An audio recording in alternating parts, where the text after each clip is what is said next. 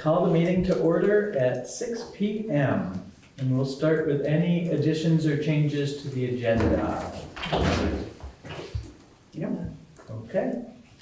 Then the next is to approve the minutes of March 10th Select Board meeting and the March 4th town meeting. Has everybody had a chance to look at those, offer feedback? With town meeting, should we do them separately or does it? Yes. Yes, okay. That's a statutory thing to certify that election, or the minutes of that election. So I would start with taking a motion to approve the minutes of the March 10th Select Board meeting. I move to approve the minutes of the March 10th Select Board meeting. Second. All those in favor? Aye. Aye. Okay, opposed and approved. Next, I would take a motion to approve and certify the minutes of the March 4th, 2025 town meeting. So moved. Seconded. Those were good minutes, Rose. Oh, thanks. Good practice, like a book. Yeah, no, that's good. All those in favor? I'm gonna abstain because I wasn't on the select board at that time. Okay. You were there, you were quoted. I was, yes. My name in lights. Yeah. All those in favor? Aye. Aye. Aye. One abstention, no opposed. Jamie, can I? Yeah. That needs to be signed by at least two officials, select board members, justice of the peace, or the moderator. It can be all of you if you were all excited to sign it, but it needs to be at least two signatures. Do we have a signature copy here? Yeah. So it'll pass around later. Thank you. Next is vote to approve board orders and sign the board orders. Did everybody get a chance to look at those? Any questions? Just to make sure everyone's aware that there was that additional labor hours for Toby Talbot for FEMA. Yes. Question about that? I feel like I did my due diligence in Okay. Yeah. researching that and Okay, understanding. Yeah, your memo was very helpful. Okay. I appreciated that. And then, we're more than covered by what FEMA has obligated for our management expenses. Great. Can I get a motion to approve and sign the board orders? So moved. Second. All those in favor? Aye. Aye. Okay. Did Barbara do that? Or Kristen? I'm sorry. Who made that motion? I did. Okay, Yes, thank you. thank you. I was writing and not voting.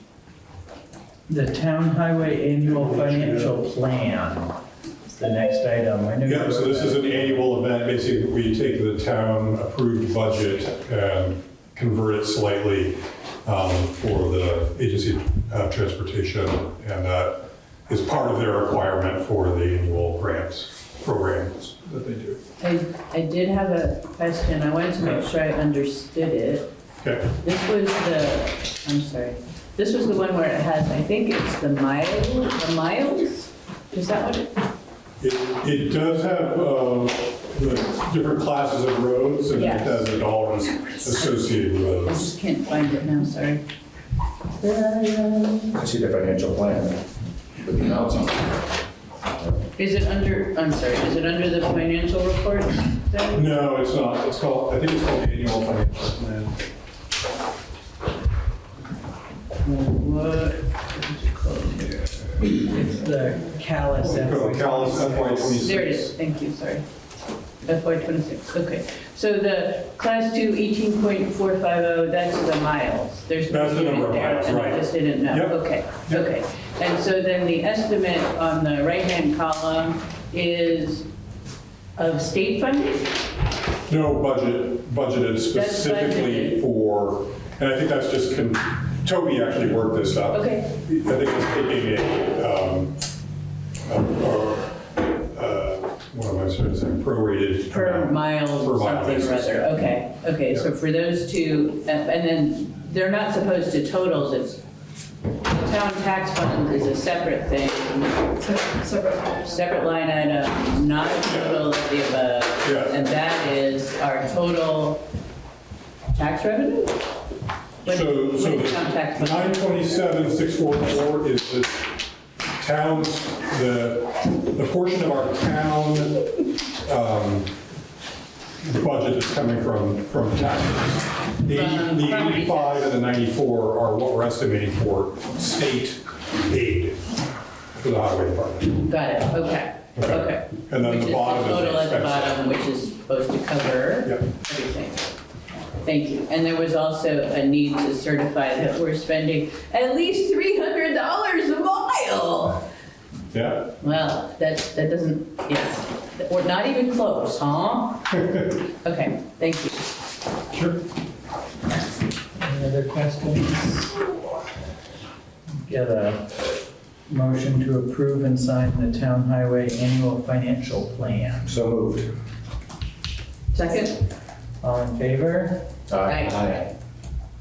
Okay. Sorry for the delay, everyone. Did you vote on that? Good evening. I did, yeah. Okay, thank you. It was challenging leaving Barry. Had tools stuck in the oven. Do you want to keep rolling then? Yeah, sure. Sure.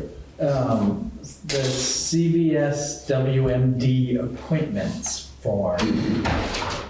And that was in the folder. Do you want to say anything about that? That's the same as last year. so it's- Yeah, it's the Just to same. say, we only need Jordan's signature on this one, but it's basically just, These are Authorized. appointments that you made at the last At the last. meeting, but we didn't have the form until this meeting. Do we need a motion? I think that We can Jordan just can have just it. attest that Okay. that was the motion. Yeah. And then approve and sign the health officer recommendation to the Vermont Department of Health. This probably should require an action because what you're really doing is recommending the health department appoint him. Even though it's already a 3-year, wasn't there a distinction that it's a 3-year thing? We They consider we it- renew it anyway. But it starts now. Yeah, Starting now, okay. Yeah, I Great. move to recommend Jay Copping be the town health officer. Second. All in And that would favor? be an authorization for me to sign. And authorize Jordan to sign. All in favor? Aye. Opposed? Okay. Broadband Equity Access and Deployment Grant Letter. yeah. So if you read this as just, they're trying to get a grant and they would like your support. I move to support that, The letter I've written, yeah. the letter as written. Excellently written letter. Yes. Oh, and we're all signing it, it looks like. There's room for everyone. Yeah. Second. All in favor? Aye. Aye. Public comment. All right, yeah, very good. Sorry again for the tardiness there. Thanks, Jamie, I appreciate it.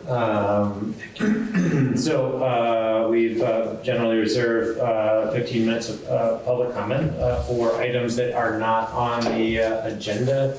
Are there any members of the public who would like to comment on anything specific that's not already on the agenda? Yes, Rose. I anticipate that this might be my last official meeting as the recording secretary for the select board. So 2 things. Firstly, thanks to everybody. I've really enjoyed my time. Many years that didn't get that high. Secondly, I just want to make sure that the select board continues to do their due diligence about the proposal that Greg and I submitted to you last fall about possibly buying the property that we own on County Road. So I won't be here to be spying and whatnot. I'm sure you'll keep us abreast. So Yes, very much so. that's what public comment is. Thank you, Rose. Yeah, we will be taking up consideration of a recommendation to hire recording, or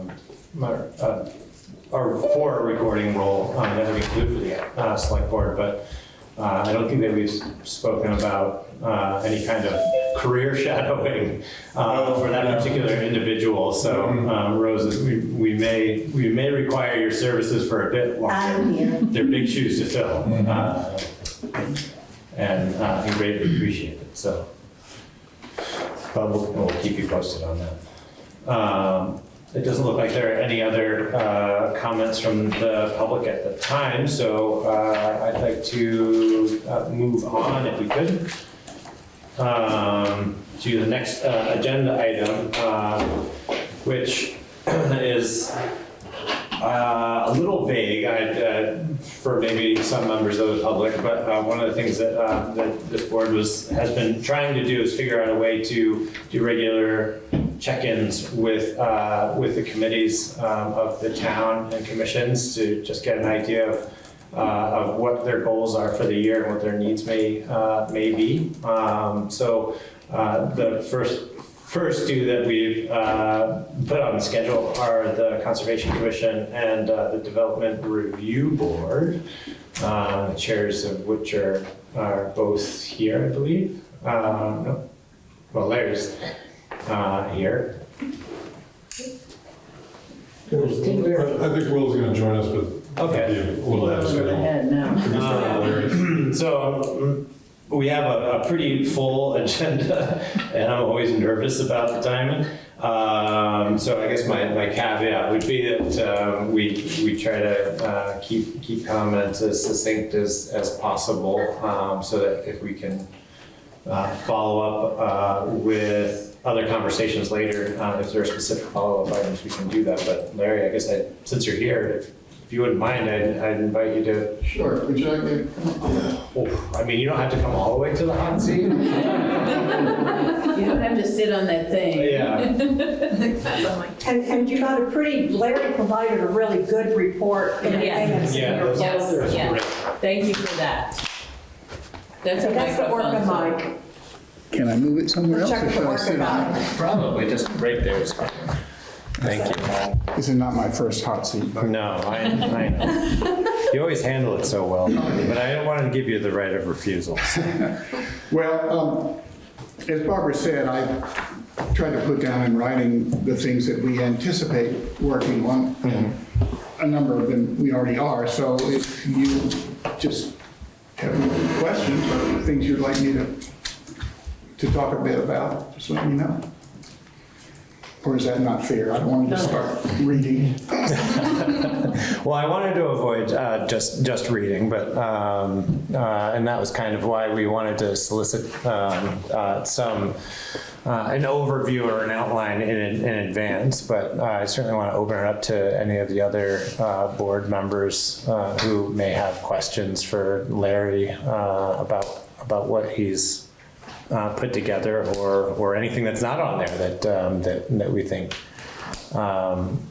we could use the commission's help with from the perspective of the select board. Does anybody have? I just have a small question. Sure.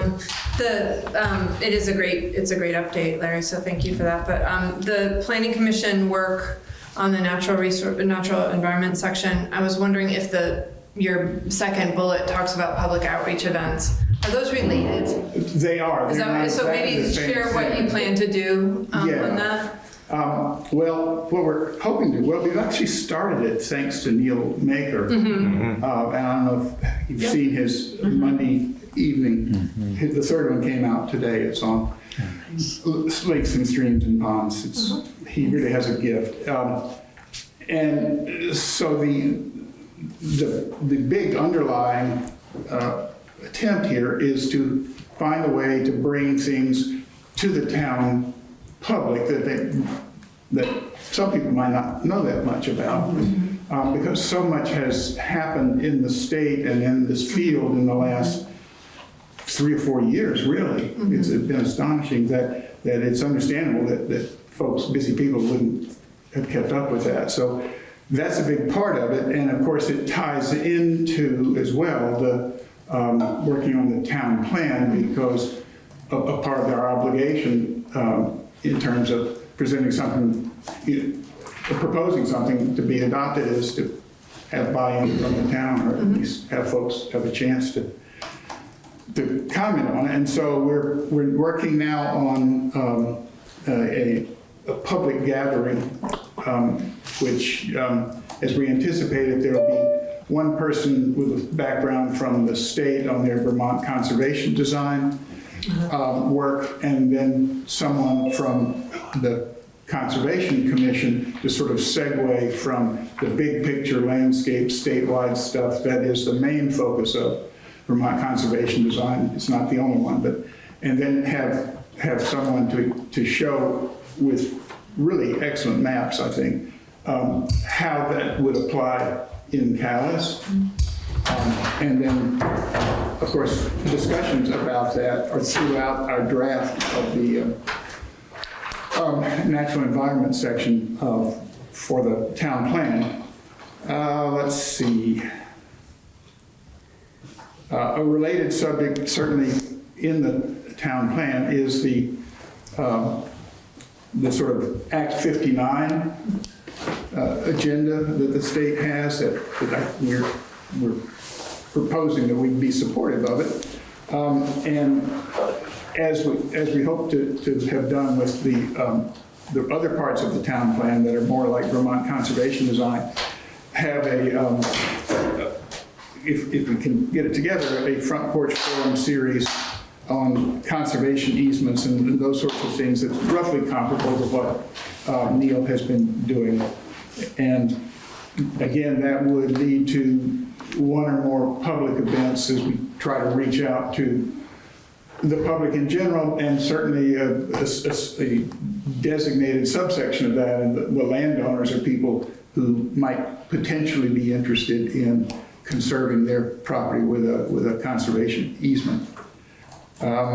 So there's that, yeah. I like the emphasis on the public-facing, public meetings, public education. I think that's appropriate at this point. Well, I mean, it absolutely is. It's, in my experience, those things can be awfully frustrating if you have a lot, emotionally invested in it, because there's so many things that can come up that cause people not to be able to come to these things, so. Yeah. But we will be inviting all the members of the select board and town planning commission. Maybe we could get a few chairs filled. Yeah. Okay, that's 1 through 5 are really interrelated. Yep. 6 is what's becoming a long-running saga here of the Bliss Pond Town Forest Survey. We've got some, I hope, minor hang-ups with a couple of landowners who have questions about an area that seems ambiguous, and if it goes one way, they'd have a little bit more property. If it went the other way, the town would have property, and that's something I hope we can resolve informally with our surveyor working with them. I'm trying to keep her out of doing too much because she came in significantly under budget, but if she does much of this, I'm going to have to be coming back and saying, can we please have some more money to pay her? So there's that. I'm sorry. Was there a question? Larry, I'm just not familiar with the survey. Was the purpose of the survey to do boundaries Yes. or to, okay. Yes, It's that's not a like wildlife survey? No, it's an old-fashioned, Okay, where's our land? okay. And amazingly enough, there's a certain amount of question about Yeah, we have amazing enough, we don't know. Yeah. Okay. But even more so, potentially, is a problem with our Chapin Town Forest. Because about 3 years ago, a guy did a private survey for some people who were buying some land. And it wasn't, I don't think, well, he did send it to the town, and it now shows up on the maps of property, but it didn't share it apparently with any of the adjacent landowners. So the town certainly didn't realize that this problem was there until Doug Lilly found out that he had a problem pretty much just like it, and he said, what are we going to do about this? So anyway, the problem is if that survey is correct, it looks like it would cut off a number of acres of the Chapin Town Forest. And our former regular surveyor, Paul Hannon, who did some informal work on this a couple of years ago on the old board when we were looking at possibly doing some things in Chapin Town Forest. He's just adamant that this survey that this fellow from Hardwick did is just wrong. And so he and the person who is our surveyor for the Bliss Pond, but she's now representing Doug Lilly, have been trying to push that surveyor to provide the underlying data and information on which he's relying for making that, because they think that he's not looking at the right things. Wow. So, and I don't have any kind of schedule on that. I'm leaving that in the hands of the surveyors at the moment. One thing that I mentioned at the town meeting, one of the, we hope, fun things that might come along involving appreciation for the environment would be a photography contest, possibly, and we have a committee working on this that would have divisions for elementary school age children and U32 age, and then adults, with the hope that they would, you can't really police this, but that they would go out in the woods now and find things to take pictures of now, and rather than relying on something they did 10 years ago, because the idea is to get people in the woods and out with the animals and the plants. Number 8 is a continuation of a relationship and an activity we've had with the Lakes and Streams Committee for several years now, when both groups kind of made the decision that there's so many invasive species and we have so few people, we need to kind of do some triage. And the thing that seemed the most frightening to us, they're all frightening, but the most frightening is the spread of Phragmites along our waterways, which if you've ever seen, like up at, Kent Hill Road. there are some. Yeah, Kent Hill Road has some, yeah. It does, right? That big, that's the Washington Electric Co-op substation there. That's all Phragmites. That's the biggest patch we know of in Calais, although they could. Can you remind me what that looks like? What looks like? What it looks like? The plant, you mean? Yes. When it's mature, it's got a kind of a long willowy sheath of kind of purple Okay, I know what you're talking flowers, and they turn into seeds. Yes. And so the idea is, if you're not using pesticides, and we are not proposing using pesticides, you've got to go in every year and cut those things down. And it's not a hopeless cause, but you can't expect to get rid of it. But you can expect to keep it from expanding. Before it seeds. Pardon? Before it Yes, seeds. before it seeds. Before it seeds, yeah. There's a lot of them along Route 14.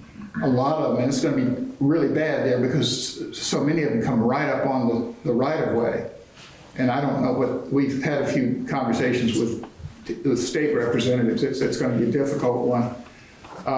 But that's also the Kingsbury branch. And that's, one of the feeders to the Winooski. And so if they get out of control here, they're just going to take it down. I've been trying to get in touch with the chair of the Conservation Commission in Woodbury, because we know they've got some there because we've been across the line and seen them. I haven't heard back from him yet, and there is no Conservation Commission in East Montpelier. God bless them, they do everything ad hoc. So I asked Paul Kate the other day who I might ask, because he knows everybody, but he didn't have any good thoughts about that. But the hope is that we might be able to form some kind of a partnership for this limited purpose. And the underlying reason for that is something like this was done in the Mad River with knotweed, and it was very successful, and it got a lot of attention, and it got a lot of support from UVM. And so they had something that's impossible to get for otherwise, and that's the people. Students in this case, interns and things, all out there, and they've done just an amazing job with the plan that they've pursued. I mean, it's not gone, of course, but they've beaten it back at the headwaters of the Man River, and they're working down the stream. So we're exploring that with Lakes and Streams. I'm full disclosure, I'm a member of Lakes and Streams as well, but the force behind it, and she is a force of nature, I think, is Noreen Bryan, who is working on this pretty heavily.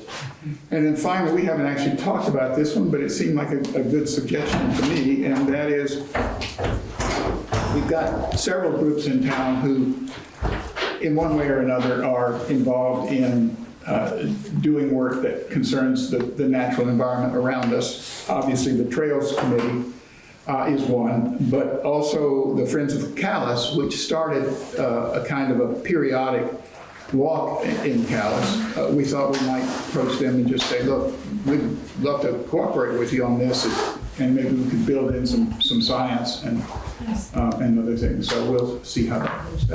That's all we got on the list at the moment, but It's a big list. who knows what tomorrow will bring. It is a big list. It is. It is. Almost everything is stuff that's already in the works, so we'll just have to see how that goes. Thank you. That's great.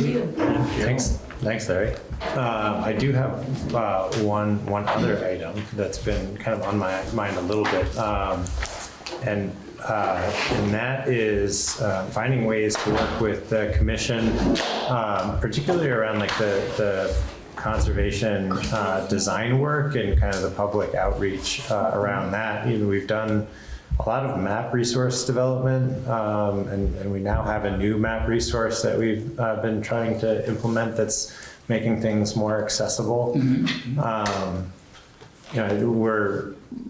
We're deep into the review of the town plan, and we've got always conflicting and competing interests for such a small community, but I think like the inventorying of some of the natural resources and working, I think, closely with somebody who can take a look at those mapping resources and help kind of establish like our own kind of local look at how to prioritize certain corridors and resources and where things overlap, so that when the community has to make hard decisions or have hard conversations, it has kind of the best information available to it for where things kind of fall on that hierarchy, especially when it comes to like, I think the work that the commission did with the passages and conserving that parcel, or helping to conserve that parcel, was a really good example of seeing an opportunity for conservation where there were. It's a win-win. It's a win-win for sure, but I think that there's it checked off a lot of boxes on why it made a lot of sense for conservation and the application of limited resources towards conservation. Anyway, so I just wanted to plant that seed. I mean, I think. Can I just say one thing about one thing that you'll find very quickly that we are relying on is an integral part of Vermont conservation design, and some people don't even talk about Vermont conservation design anymore. They talk about BioFinder, which is this amazing mapping facility they have now that you can get down to like within like a foot, and they've redone the whole state now with this system, and it's if you can make it work, and I'm a troglodyte, I can't get it to work, but Neil Maker and others certainly can, and they have already prepared detailed maps based on that of what the various categories that Vermont conservation design focuses on, what they are in the town of Calais. And that goes all the way from big interior forest blocks to small wildlife road crossings and things.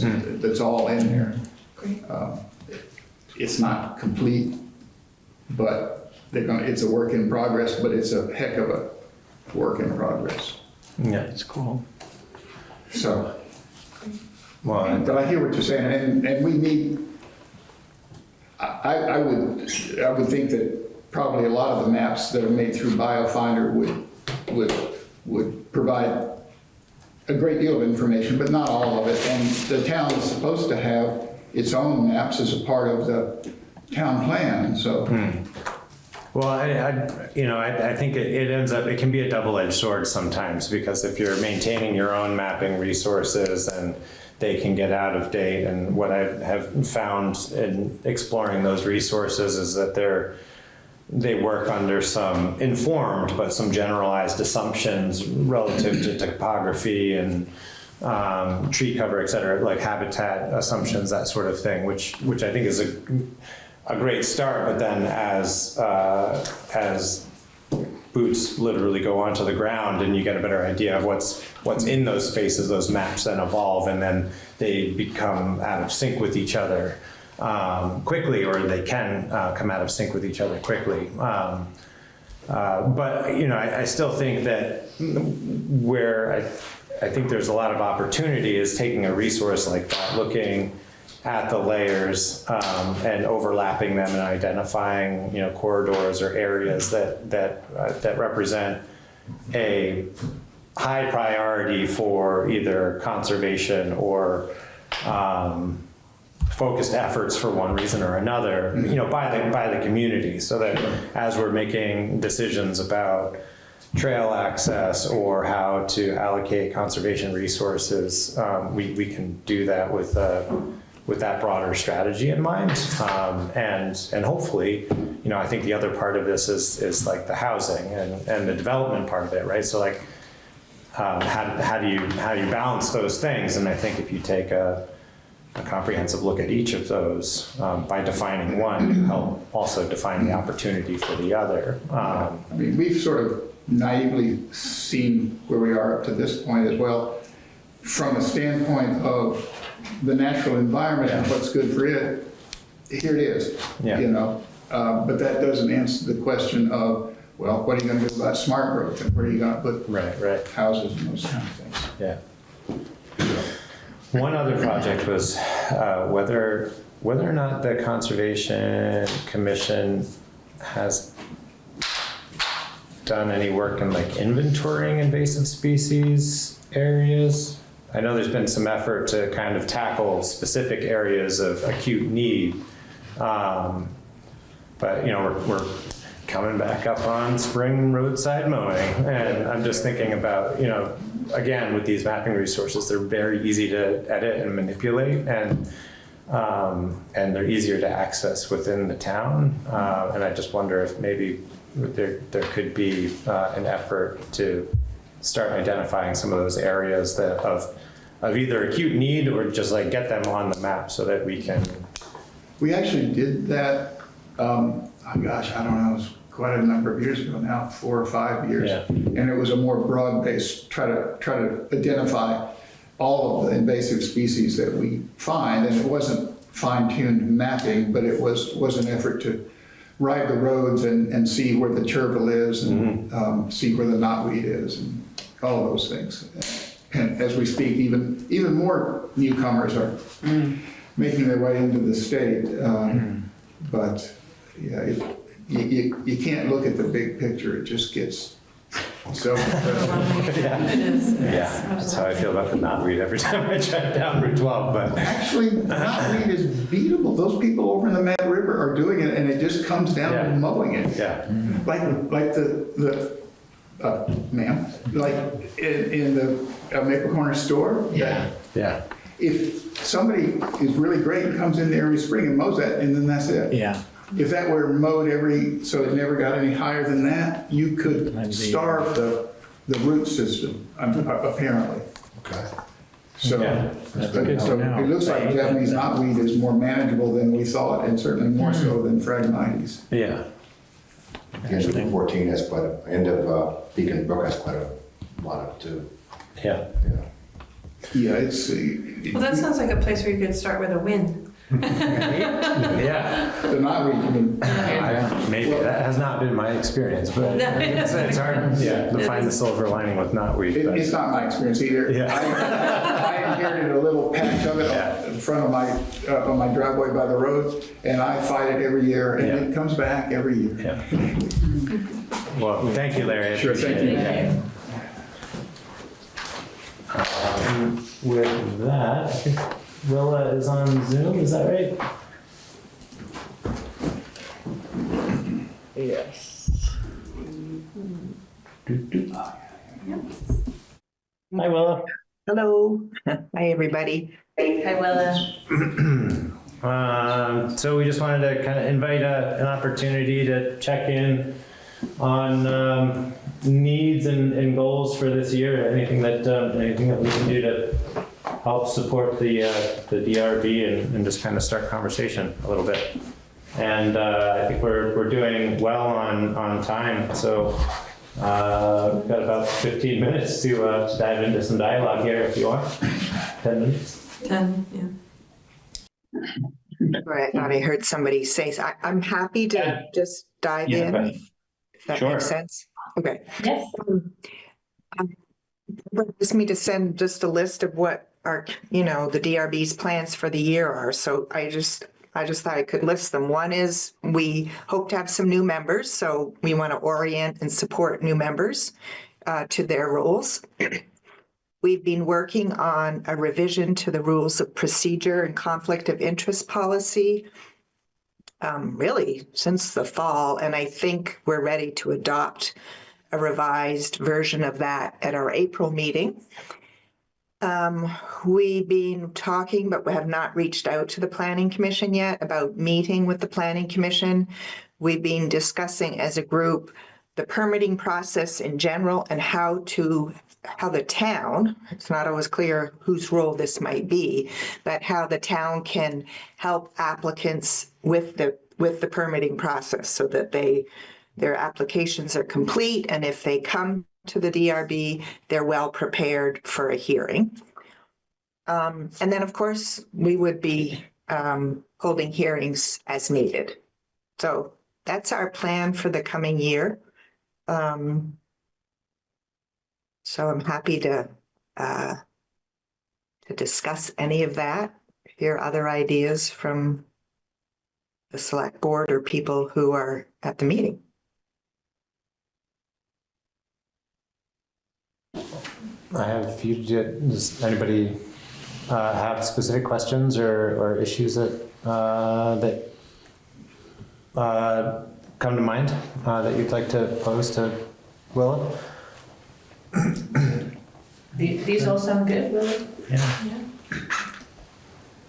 Yeah, these are really great, and also I just wanted to give kudos. I think that the minutes have been awesome from recent meetings. Like they're really the structure of them, I think, is really easy to follow and read. So I think that's great. I can't speak to the whole community's input on that, but I think that's been really an improvement. And I think we're also talking about adding the recording position as somebody who's going to be a resource available to the DRB.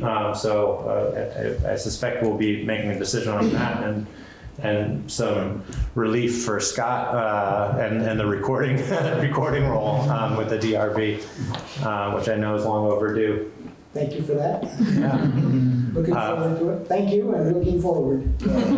Yeah, Tegan.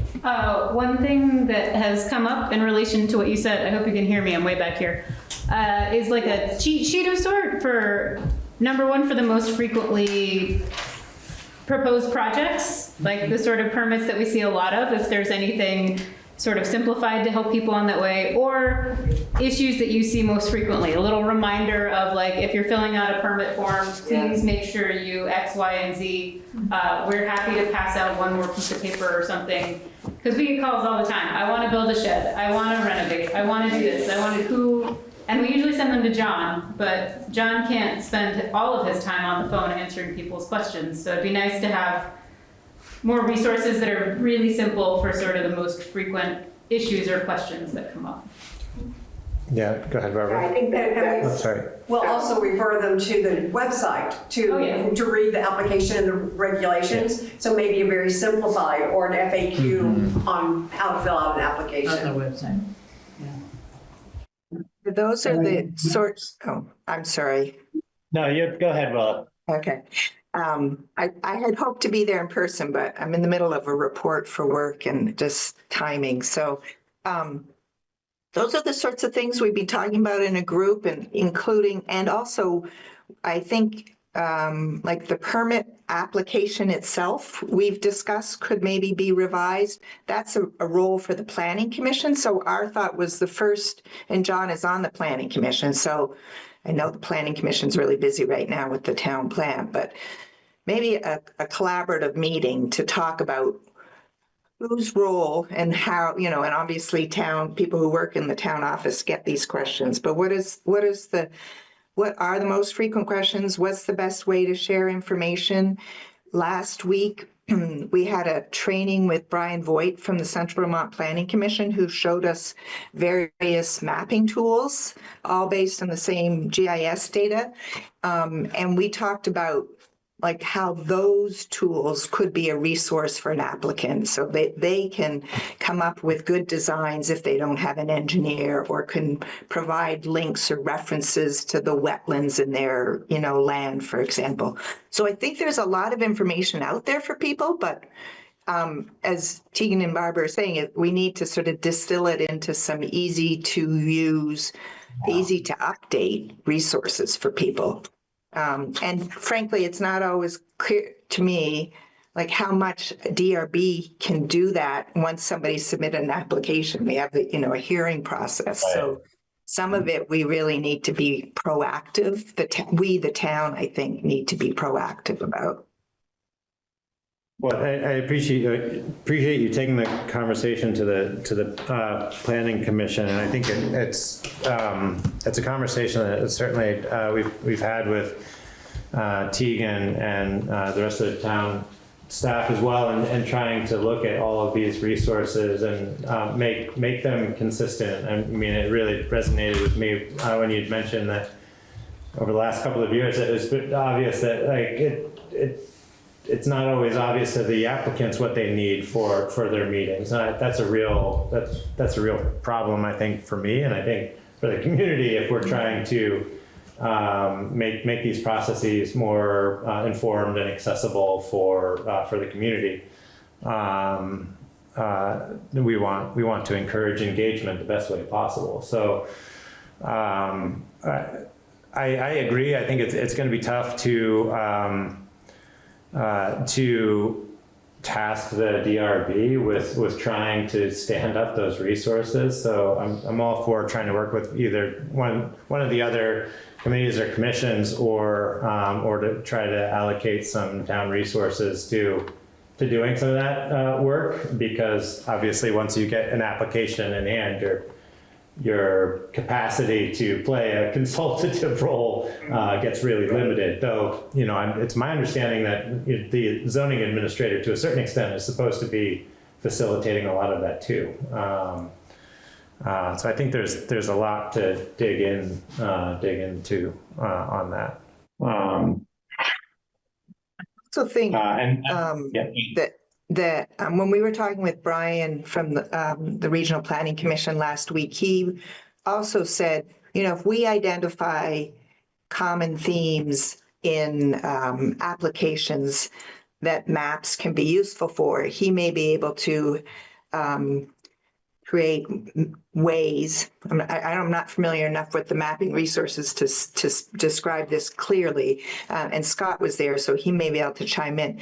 Bottom line is, I think that Brian may be a resource for us also, but I think it's getting people together to identify the common questions, and from both the initial application process, but also like what to expect if you're going to a DRB hearing, and that's so there could be different documents, simple page resources on the website. So, Will, this may not be a question directly for you, but I'd welcome your input on it. We've been having a lot of conversation certainly around the town plan and how that informs policy making and just kind of measuring, how we're doing as a community. to work towards our goals and benchmarks that we set for ourselves. And one of the areas that I think could be beneficial for us would be to set up a system from like a 10,000 foot view to kind of track what quantitative information we're getting from certain applications, whether they be zoning applications or DRB applications. And I don't think that it needs to be something that's this huge comprehensive index, but at least tracking how many permits are coming in, whether they're for single family residents or ADUs or et cetera, just so that we can incrementally throughout the year just take a look at what's happening, or even in the year in review, like what are the applications that are coming in, or what are the conditional use permits or applications that are going before the DRB, so that we can, if need be, look at what might be driving those conditional use considerations, and either adjust course or provide more information, or somehow feel like we have some agency as a community and trying to work towards our kind of shared goals. Listening to you, I can envision, frankly, a simple spreadsheet. Yeah, absolutely. We track each application and also like timeliness, like how quickly. Tegan says she already has it, so I guess our work. Okay. Tegan has yet again done her work for us. Check that off the list. Okay, right. Perfect. Good job. So efficient. Well, with that, thank you, Willa. Is there any last thoughts to add? I just want to go back. When you acknowledged the minute taking, I wasn't sure if Scott was in the room. I'm glad he heard that because he is our note taker. And I really do hope we get a recording secretary, because it would be really helpful if Scott could not have to try to take notes while we have an application. I 100% sympathize with that. Yeah, thank you. All right. So with that, we have some committee appointments to consider. And so just a note here, we didn't warn any decisions on these particular appointments.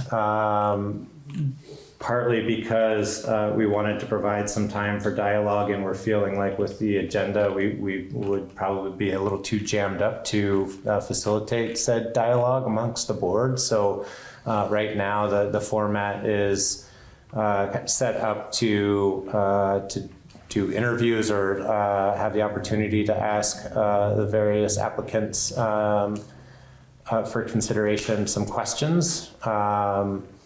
And then we'll likely put off decisions on those, or because it's not a warned decision, point of decision, until the next meeting, so that we'll have some opportunity to have any cross dialogue.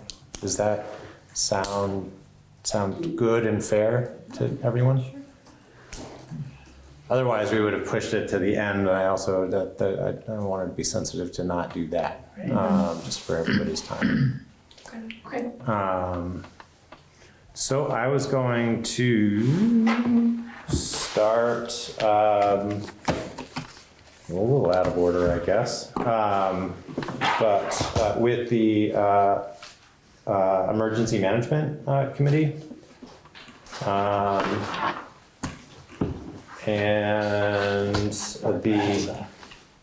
So Barbara circulated, sorry, Barbara. No, go ahead and finish, but I'd like to make a comment before you start it. Okay.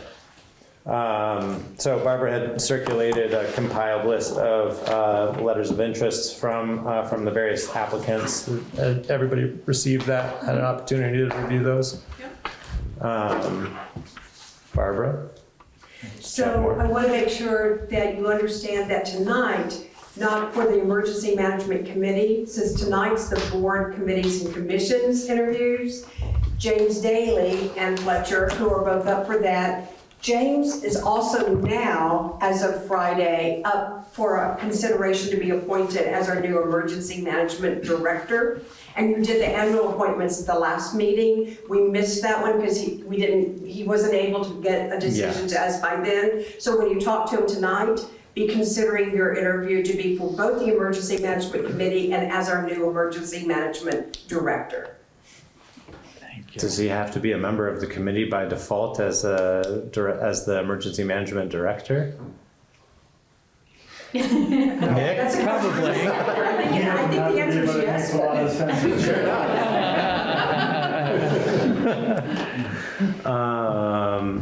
To that end,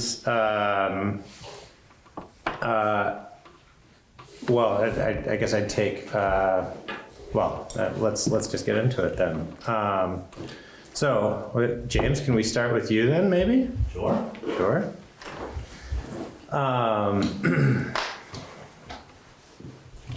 So you have a pretty extensive background in emergency services, but for those who may not be as familiar with you, do you want to give a brief kind of summary of your background and interest in the position? Yeah. So firstly, my name's James Daly. Currently live on Marshfield Road in East Calais at the bottom of the hill. Been there for going on 4 years now. I grew up in Woodbury. My father's family is from Calais. I lived in Calais previously for a 3-year stint. So I've been in the area my entire life. For 9.5 years, I've been on the Woodbury Fire Department in more positions than I can count. I was the equipment officer, so I managed personal gear all the way to the equipment that are on our trucks, to acquisition of brand new equipment for RFPs and interviews with different vendors and stuff. I was the assistant secretary for a year and a half for the organization. If you're not aware, the Woodbury Fire Department is a private entity, not municipal. For 2 years, I was the vice president, and then for 2.5 years, I was the president of the agency. President's role is they're in charge of the business side of the department. They chair all of the monthly business meetings. They're a de facto member of every committee on the department. So I have run more meetings than, well, not more than you guys, but a lot. For 8.5 years, I've also been working in EMS with the Woodbury Fire Department primarily. I also ran with Hardwick Rescue for about 5 of those years. For about 3 years now, I've run with East Montpelier Ambulance. So I have a lot of experience helping out the residents of Calais specifically in the local communities that abut the town. Outside of that, my day job is I work with the state of Vermont in the Safety and Security Division. I'm one of 2 threat mitigation and training coordinators for our office. On the threat mitigation aspect, our office is statutorily responsible to manage an incident reporting system that's open to all state employees and the public to file reports with us. And then do an investigation to varying degrees, obviously depending on what the report was. These reports vary anything from somebody found a door unlocked that shouldn't have been, all the way to viable threats to executive level members of staff. And we work in conjunction every single day with other state agencies, federal agencies, outside municipal agencies, whether it's police departments, fire departments, municipal towns. So I do that every single day.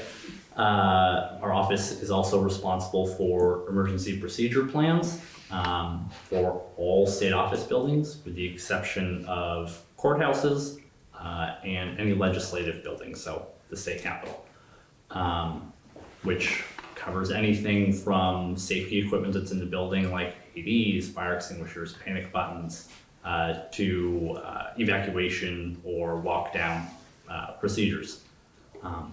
On the training end, I teach how to use our incident reporting system to anybody that wishes to take the class.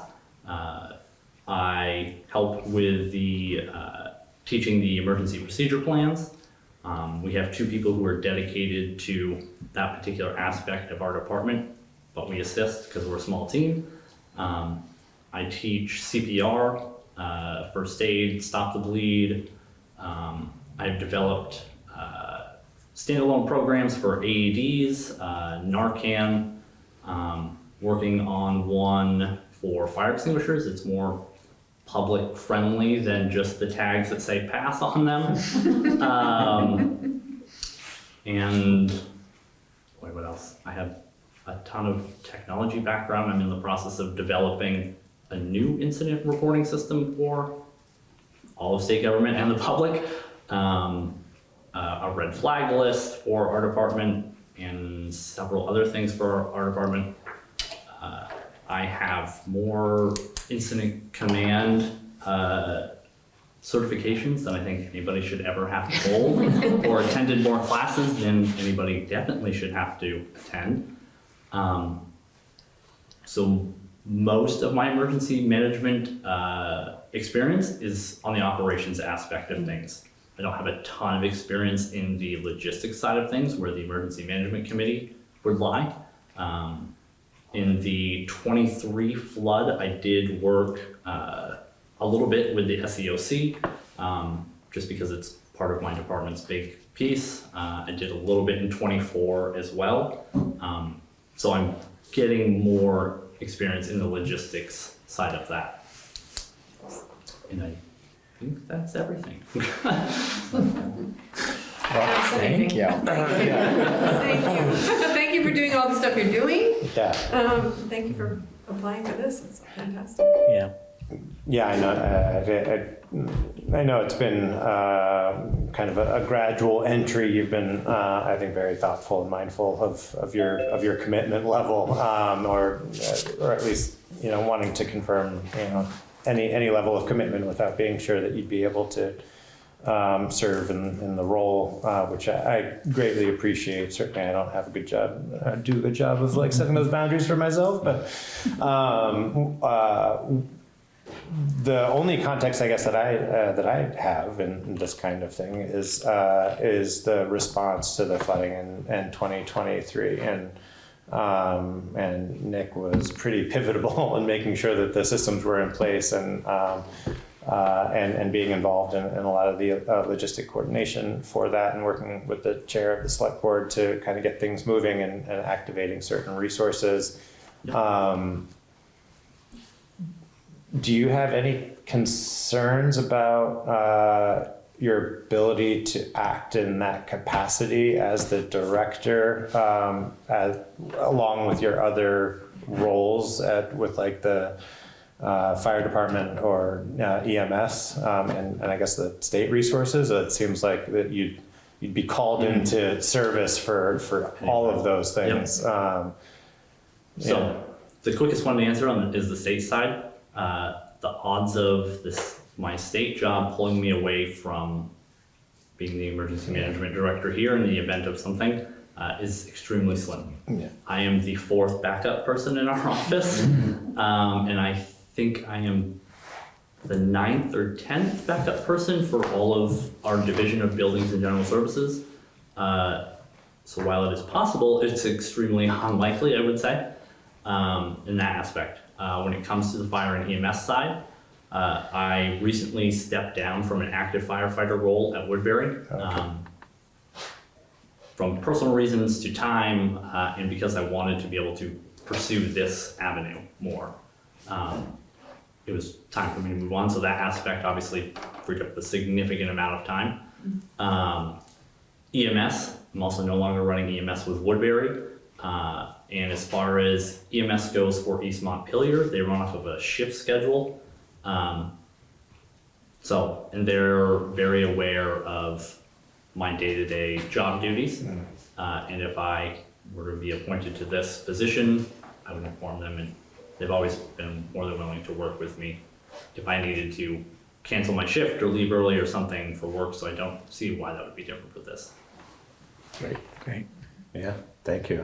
That's really exciting. I mean, I think one of the other things that's kind of a challenge for a small community is just knowing who to call and when to call them, or what the hierarchy of phone tree is to activate. And that was maybe easy when it's a crisis like water and floods and road logistics and that sort of thing, but there's a whole slew of issues that come with their own challenges, and it'd be great to work with you, especially given the background with state infrastructure and system management. Try to get some of those resources in place, so that not everybody's having to feel like they have to reinvent the wheel or figure it out. That's great stuff. Thank you. No, I like the biggest fan of networking and knowing who's who, and making friends so you can try to pull strings. But no, within state government, I have contacts in just about every single state division. So I can get information relatively easy most of the time. Obviously, when it comes to first response, I have plenty of contacts in our EMS locally. I have a really good relationship with the Washington County Sheriff's Department, Hardwick Police Department, VSP out of the Berlin Barracks, which is who's responsible for here. So I have a lot of contacts. If it came to vendor aspects, I can name off about 100,000 different people that I can get a hold of for different products pretty easily. While I was the president for the fire department, in 23, our primary station was completely flooded. There was 4.5 feet of water moving roughly 30 miles an hour through the building. So we dealt with FEMA. As the president, I was engrossed in FEMA. As you guys are all aware, and I'm sure the public is from hearing the select board, FEMA's not fun, but I know how much better to deal with them now. So I think networking is the greatest thing, and always trying to do more.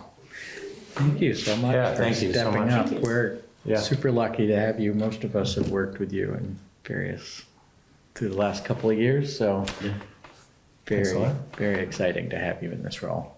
Yeah. And Thanks. I try to be extremely reachable, so if anybody has questions after the fact, don't be afraid to reach out. I think I probably provided my email more than one time. Well, thanks again. Thanks for the service. Yeah, Thank you, guys. Thank you. Well, since we have one other emergency committee appointment to consider, Mr. Dean.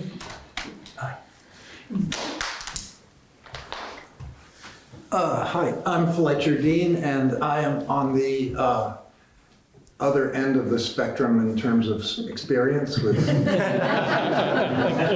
completely at the other end. I have no experience whatsoever. So anyway, I won't try to sell myself on that. But I've lived here 36 years with my wife on the other side of Moscow Woods Road, down at the bottom of the hill. I've been retired for about 10 years from U32 in special education, and I worked there for 17 years. And so in terms of my involvement with committees here in town, I was on the cemetery commission for about 10 years or so. I was a secretary, and coordinated Green Up Day for about 20 years. And I'm also on the advisory board for the East Calais Community Trust. So I was kind of a cheerleader for getting the store up and running, but without being on the board. And I think that may be it. I'm a good communicator. I like working with other people. I'm good, show up at meetings. So Nick invited me to consider this position last fall. I attended a meeting, and then I just attended another one recently, I guess in the last 2 months. And it looks like something I'd be interested in learning, the ropes and what to do. And I think I could help out, but as I said, I have zero experience. So just willing to step up and fill a spot that looks like one or two need to be filled. That's great. Great, I appreciate that. It certainly looks like strong communication skills and connections within the community are I think probably some of the best skills you can have for this particular committee, and pretty relevant. So thank you for stepping up and volunteering yourself. Yeah. Appreciate My it. pleasure. Yeah. Thank you. Okay. Thank you. Oh, how much should I mix it up? Should we do a historic preservation? Sure. Sure. Is Gary here? We're on. Oh, There he is. So, Gotta unmute. Gary, can I invite you to say a little bit about your background and what drove your interest to putting your name forth for this particular committee? Sure. First off, I apologize for just getting here. I'm actually up in Burlington now. I just got out of class at 6:45, so I ran over to my office to get on. So I apologize for being late. Yeah, I've lived in Vermont for just 25 years now, but only member of our community for the last 3. When I married Janet, she took me in off the street. So I've been there since then. Can you hear me? Yes, Yes. Okay. And I have a long history of volunteering going back to when I lived in Atlanta 30 years ago. I was on the Georgia Radio Reading Service, so we did like reading for the blind and across closed circuit. As I think I said in my statement, I helped set up the South Burlington food shelf. That many years, and other things. So I've always been volunteering. I've never done much in our community, other than, if anyone's gone to the Adamant Co-op for Friday night cookout in the summer, I'm usually the one doing the hamburgers and hot dogs. They sort of trust me with that level of authority, and I don't really want more than that. My training, like I said, I'm a historian by training, all the way from college all the way through graduate school. So I know a lot about history. I know less about Vermont history, but certainly history itself is one of my great passions. And I think I was actually on the Barry Historical Society for a while back in the day, like 20 or more years ago. So it is certainly something I find interesting. I think I'm fairly easy to work with because I think I have a big ego, which means I don't think I've got a big ego, in that I'm not a person who feels I have to sort of prove my boundary lines about something. I've made enough decisions in my life. I'm quite happy to sort of be a team player on things. So I don't think I'm particularly difficult to work with. And I'm excited about helping you guys out any way that you think I could do. Just by way of introduction. All right. Great. I just wanted to say, putting on a different hat, that the Historic Preservation Commission enthusiastically supports Gary's application. You were saying early on you probably wouldn't be appointing anybody, but if you make an exception and appoint Gary to come to the meeting tomorrow night, we might have a quorum if he does.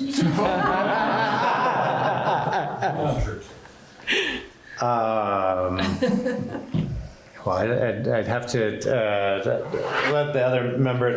I'm just trying to be cautious about making an appointment. I think we're in a similar position of wanting to consider maybe making some appointments for the ordinance committee too, because they have an upcoming meeting that they would like to have somebody participate in, or individuals participate in before the next one. But I do hear, are there going to be decisions or business that are conducted in the next meeting?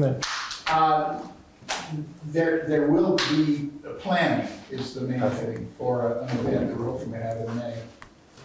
It's maybe one that you could do it without a warning tonight and then ratify it. Ratify it? Sure. Yeah, I think that sounds reasonable. Gary, did you say that you've had the opportunity to attend a meeting recently? I was supposed to. I have to admit that I fell asleep on the couch and missed it, to my shame.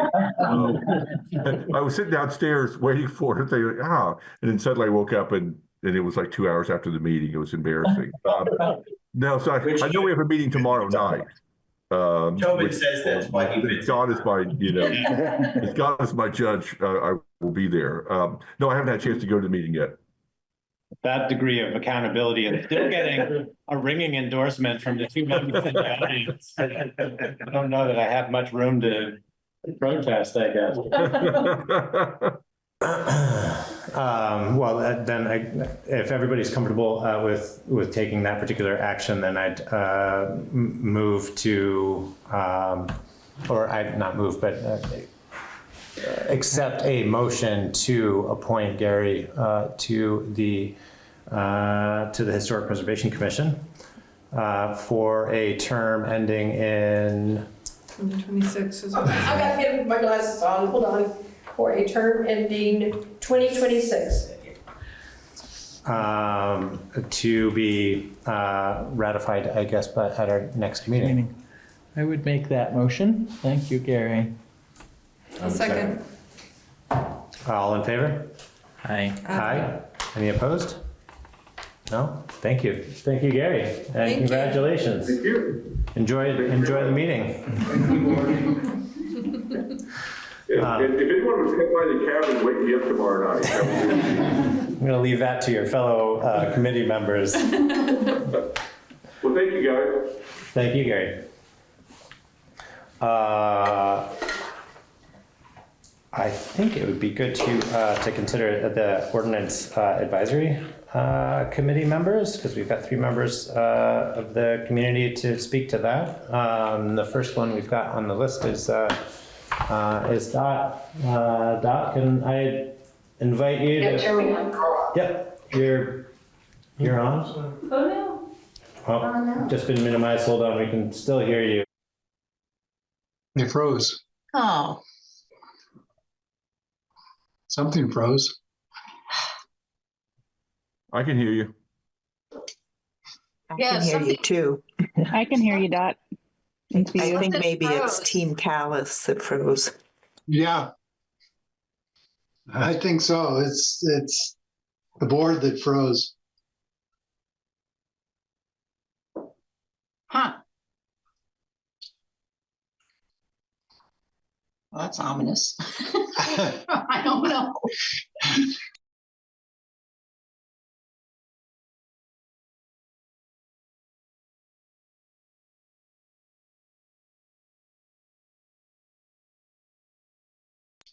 There. Hello? Dot, Hello? Team Calais, I think, is off the call. They're gone. Ah, weird, huh? I think I was really here for see if they were doing DRB appointments, but I'm not sure when that's happening, so. So Should we just order pizza? So you know what I don't understand? Virtual pizza. What I don't understand, Willa or Emily, is I thought everything was being deferred to the next meeting in terms of decisions. Isn't that what they said early on? Dot, we're back. Sorry, we got disconnected. Yeah, I thought it was kind of ominous. But here I am, I'm on Chris's computer. Oh, thank you. So we're both here. Okay, thank you. So if you don't mind, we pivoted to March because we did have an actually pretty ominous message that came up on Kari's computer, and we wanted to just kind of keep things moving. So can we? Yeah, can we just finish up with Marge's in-person introduction, and then we'll circle back right back to you. Sure. All right, thank you. Okay, and as Mark Sweeney, and I was just mentioning that with the finish up of the project for the Curtis Pond Dam, I wanted to do something to volunteer in the town, and the ordinance committee, advisory committee, appeared to be something that was a little more manageable as far as time was concerned. I do want to be upfront. I'm not a lawyer, and I haven't had transportation, but I have been involved with a number of the committees here, especially for advocating for the repair of the dam. I think I'm a good team player, and I'm usually very organized and a hard worker. So I also think I can bring the perspective. Lived in Calais for 30 to 40 years. I hate to admit that because my gray hair shows. But I would like to, I think it would be nice to have perspective of the average citizen involved on the ordinance committee as well as, and I'm looking to, I think it would be interesting to learn the things that are going on. So that's short and sweet. Great. And That's great. I'll just say, at being on the committee and having worked with Marge extensively on the dam project, her attention to detail and sort of ability to research, and I think she has a lot of skills that would be really helpful on the committee. Agreed. So can I ask one question? I Sure. wanted to be somewhat equitable and not somewhat, but try to be as equitable as possible and kind of posing some questions to the applicants for this particular committee, because I think that this is one of a few unique ones, and it's pretty new. It's our newest committee, and I think the ordinances are often found at kind of the intersection of conflict in a community, and they get personal really quickly, and they're often pretty hard conversations that start off with an easy concept and then get more complex the more you talk about them. And so but they also, I think, end up signaling the values of the community as well. And I'm just wondering if you could speak to what you think some of the kind of fundamental or core considerations are for ordinances in a community like ours, whether it's a new one or revisiting old ones, which is largely kind of the focus of this group. And I think in your description, the fact of dealing, and when I was working, was experienced as project manager, putting in IT systems, and having to do a lot with different conflicts, and working with people to get things done. And so I do have, and I think I'm a good listener. And I think I'm generally pretty objective on things. So I've had a lot of, you don't put in major IT systems in there without having conflicts and without having to deal with that. So I do have some experience in that. And I do have a lot of interest in Calais. Been here a long time, and I do want to do what's best for the community. Thank you. Thanks, Mark. Does that help? Yeah, no, that's great. Yeah, I appreciate it. Doc, can we circle back with you now? Am I on? Yep. You're on. It's working. So I just want to be a little careful about time, but certainly want to give folks the opportunity to give a little bit of background. I think most of us are probably pretty familiar with your background and your service to the community on other boards. But I don't want to make that representation for you. But one of the things that would be new to me, I guess, I know you have a background as a lawyer, but specifically, what part of the law did you practice when before you had retired? Pretty much everything except criminal and bankruptcy. And I was in private practice for a long time, did a lot of litigation. I served on a lot of municipal committees for the city of Montpelier for like 40 years. And of course, I had some service to the town of Calais. And I know Calais from representing a lot of clients who were Calais based when I was a lawyer, including the Adamant Music School. And yes, I'm a retired lawyer. I work at the Adamant Co-op. I don't know. What else do you want to know? I think you do know me. Yeah, I do.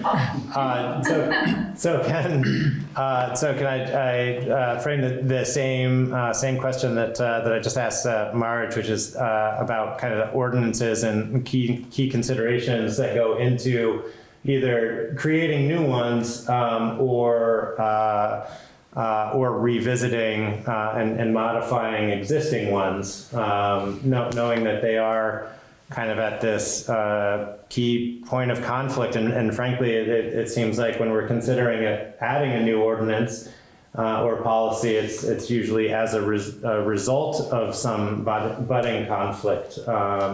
And so from your perspective, are there kind of fundamental considerations that need to be kept in mind when doing that work? And well, there are, and I just want to first of all say that I'm delighted that this committee was formed, because I think it's really important to the community to have ongoing review of ordinances and policies, whether they're new or they're old. You know, things get outdated, circumstances change. I think they're primarily geared, in my view, towards the safety of the community and its members, and towards equitable rights amongst all. And I think it's really critical in all of our laws and our ordinances and our policies to make sure that people are on notice of what the restrictions are or what the available rights are. But yeah, generally, you know, community safety, community fairness, and just keeping things under control for the benefit of the community. I also want to say that I attended a meeting last week, and I was thrilled. I didn't know Emily Trudeau had applied. She's great. She's, you know, young blood, and she's a fresh face, I think, in some ways to our community, and she's a very competent lawyer.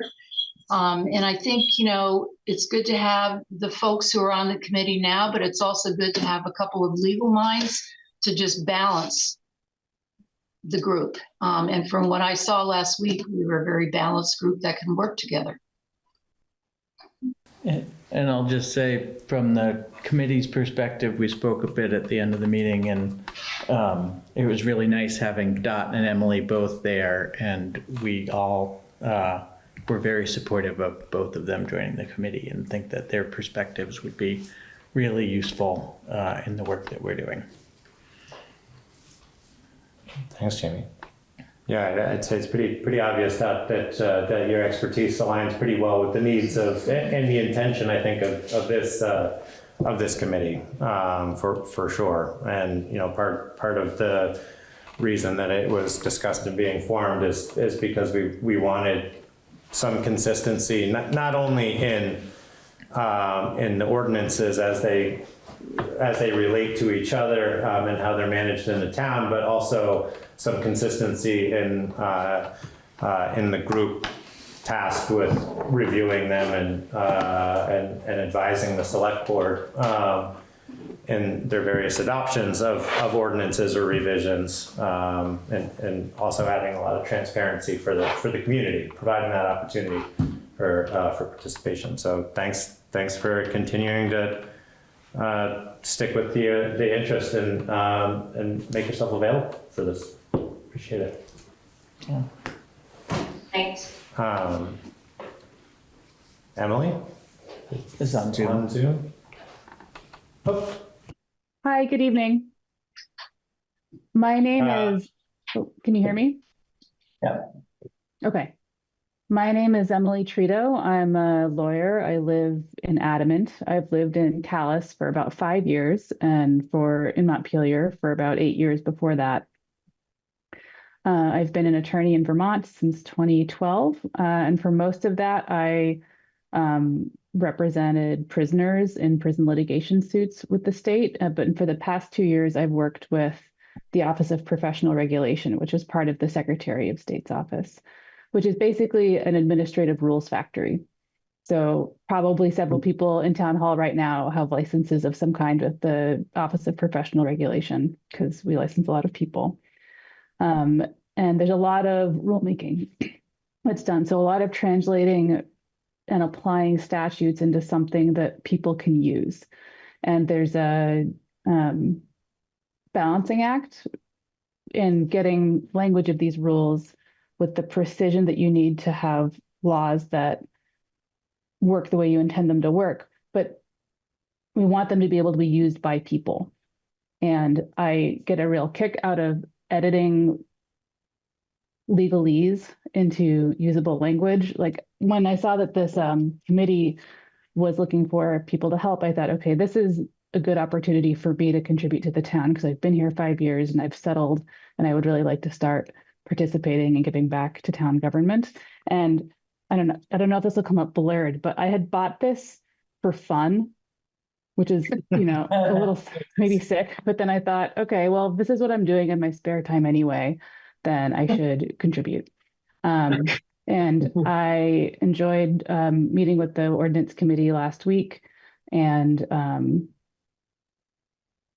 I think that I agree with Dot that it would be really nice if you do put a lawyer on the committee to have two, just because there's a lot to do that. And in terms of policy making and what the town should do, I don't think that that's necessarily something that a lawyer is any better at all than anyone else in terms of figuring out what the policy should be. But the detailed work of turning that intention into language is something that I'm trained and experienced in doing, and would love to do on behalf of the town.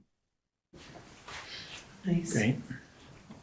Well, thank you. That sounds exactly like a great fit for this committee and its original intention.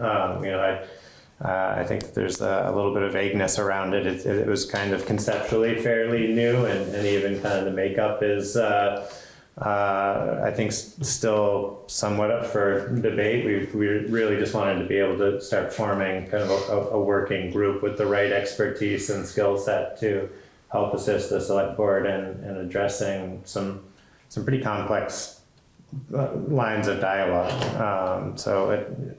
Your participation and willingness to volunteer yourself is very welcome. Thank you. Tegan has. Thank you. And I believe Tegan has a question. No, just as a reference, I will say I pulled out my stack of all the road-related ordinances, policies, application forms, the Resilient Roads Guide, like all of those. It's a huge stack of them all printed out. And Emily took one look at that. She said, "Where can I get one of those?" And she dive into all the things that we already have. She was already looking at things on the VLCT website, going, "Oh, I can't access that. How do I get to that?" And I said, "Well, if you're appointed to the commission, you will get access to these things." So she's already shown a whole lot of enthusiasm, which is really exciting. Awesome. Thank you. Can I? Yes, Marge. I just want to say that I'm looking for an opportunity to help with the community. This looked like a decent one, but if you need the lawyers, I'm fine with if you don't have to select me. Well, non-lawyers too, Marge. I'm just letting you know that don't feel like it hurt my feelings or whatever. Well, I don't want to make it sound like this is too much of a self-guided journey, but I think so. Right now, the committee was formed with the intention of having a couple of standing select board members to kind of help inform the direction or priority of topics that are being kind of dealt with in sequence and somewhat strategically.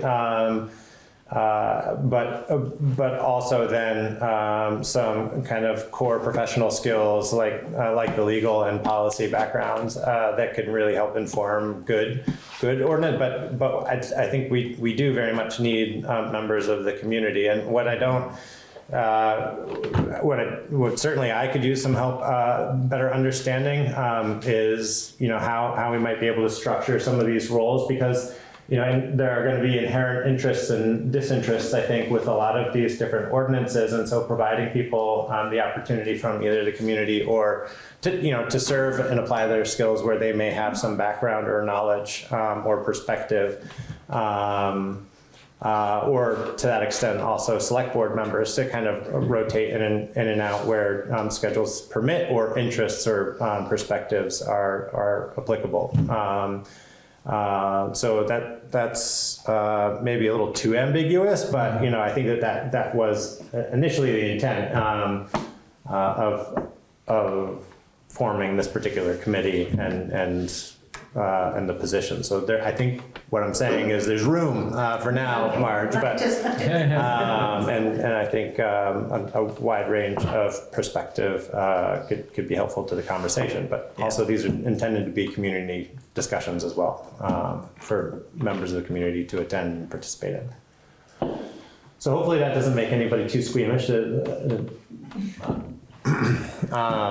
Great. March would also make an odd number. Right. Yes. If we, March, if we had all three. All three.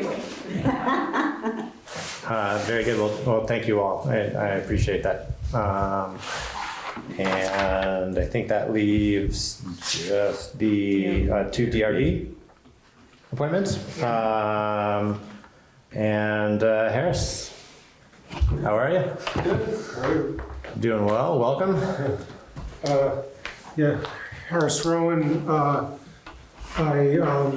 moved back to Calais about a year ago, and my lone political ambition was to be on the Trails Committee, and I achieved that. And then Willa recruited me to be on the DRB, and I was thinking about it anyways because I saw there were some openings and needed some people, and so talked to her and thought I would do it. I was on the Planning Commission in Burlington for about 10 years, and back in the 90s I was on the Conservation Commission and was chair of that for several years when Nick was on it with me. And just looking to serve more in the community, and I'm a forester by trade, so I work with landowners a lot, so understand how precious people's land is to them, and I think that will help in some of these situations, looking forward to the training that Willie was talking about, because I think I'll be needing a lot of that to get up to speed on what the DRB does. That's about it. One of the questions that I was hoping to kind of put forth to each of the applicants was kind of in your own words, what's the function of the DRB? The DRB is kind of a unique board within the community. It has a pretty formalized role, and formal point of engagement for community members. So what do you see as the kind of the primary function of the board? Yeah, I feel like I have a lot to learn about that, but it in my mind is almost like an appeal process, basically. You really have to get your head around the ordinances and the issues and the zoning regs, and be able to make a rational, balanced decision that is going to hold up. I'm not an attorney, but I'm glad there are some attorneys, or a attorney, on the DRB right now. That's how I see the role. Certainly in your letter of interest, you spoke to your experience working with land use and state land regulations relative to forestry. Were you writing forestry plans and conservation plans? I write a lot of forestry plans and conservation plans, yes. I just finished one up today. That's a lot of my work. And the other committee I'm trying to get on, no one's ever heard of, the Private Lands Advisory Committee, which is a advisory committee to the Department of Forests and Parks, the County Forester Program, who manages current use. So it's kind of a direct line to Forests and Parks, giving them feedback and direction to, the most important conservation program in the state, I think. I might be on that committee soon, we'll see. Okay. Well, thank you. I appreciate it. Does anybody else have any particular questions? Appreciate it. Yeah. We appreciate it. And I appreciated in your letter about balancing the competing interests. That's what we all have to focus on, so thank you. Welcome home. Okay, yeah, thank you.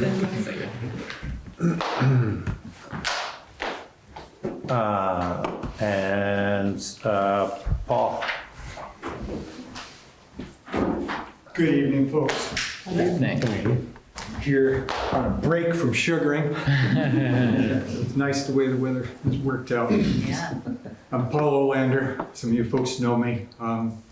47 years up on Bain Camoli Road. Raised 2 kids through Calais schools. As my letter, unfortunately, that letter is very brief. I had been seeing all of Barbara's appeals for DRB positions, and I finally made the decision like on a Thursday afternoon, and so I just dashed off something quick. At the time, it was an alternate position on the board that was open, but I had a lovely conversation with Willa. This is the end of January, and concurrent with that, Candy Smith had resigned, so Willa asked me if I'd be interested in a full board seat. So the letter was very brief, and I spoke to having a conservation perspective, and that's certainly the case. I've been a naturalist all my life, and I've been a conservationist. My sugaring partner and I conserved 230 acres of forest land in Northfield about 30 years ago. And I'm currently working with Northern Rivers Land Trust on conserving 60 acres of my property up on Bain Camoli, which happens to include a fen with a rare endangered plant in it. So yes, conservation, but when I upped for the Conservation Commission about 1 year and 8 months ago, I spoke also to my firsthand perspective on our acute need for housing.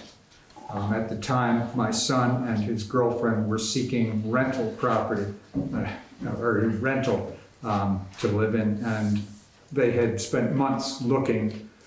The place they found, 35 people had called that day, and the landowner knew me, so they were able to get that apartment.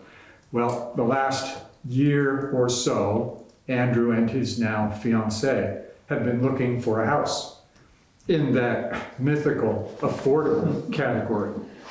And, being very experienced with working with a 125-year-old house and all the issues that I've been finding over the last 47 years, I've been going on these visits to these prospective homes and seeing what passes for an affordable house these days. And just wrecks in that price range.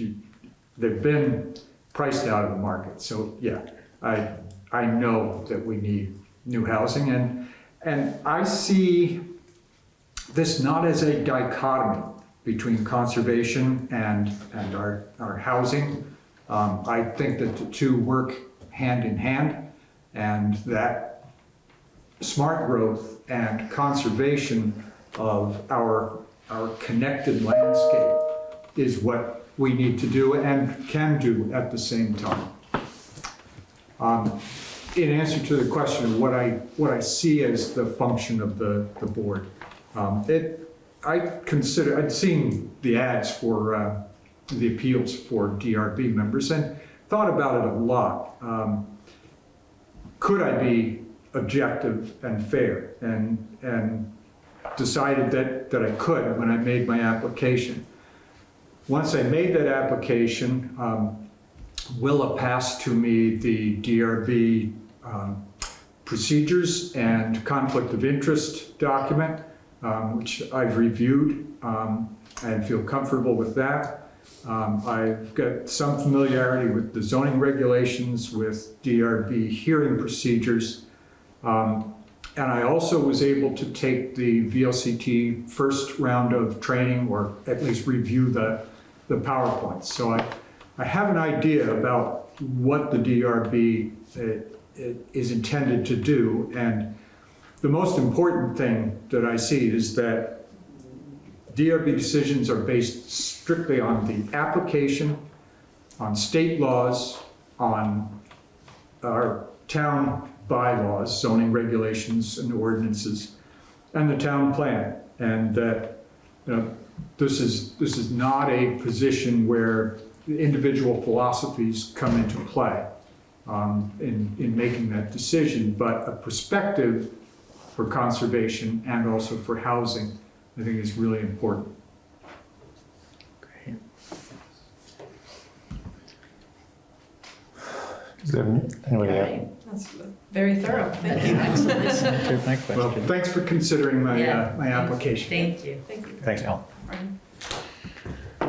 All right, well, thank you to all of the applicants. I appreciate it. I'm sorry we weren't going to get into more conversation, but I want to kind of keep moving. One of the bigger items to discuss is the town plan, and knowing its critical role that it plays in some of those decisions and guiding those decisions. I want to make sure we stick to that schedule. We're going to do secretary next?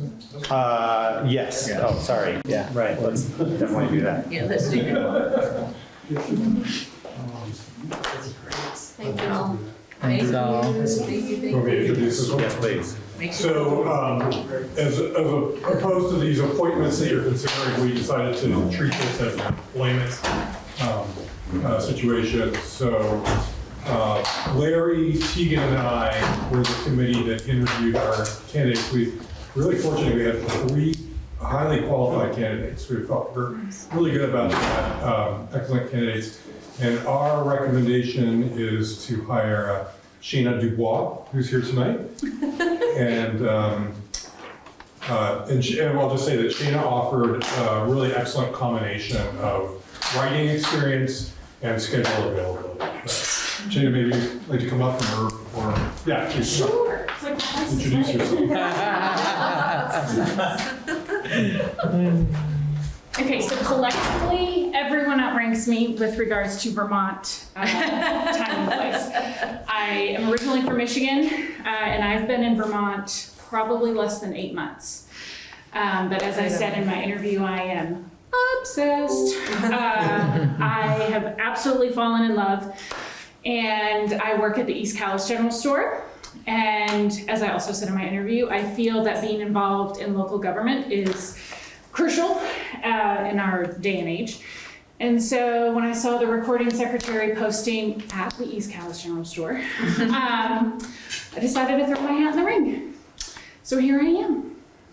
Wonderful. Hat firmly in ring. If you're winter, let's see how you like black flies. I know. I was born and raised in Michigan, and I have heard tales of black fly season.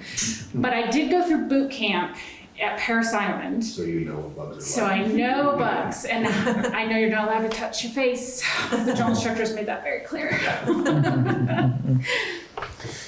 So I just Yes, want please. to note that I met Sheena at the general store, and she started talking to me about how she loves Vermont and local government immediately.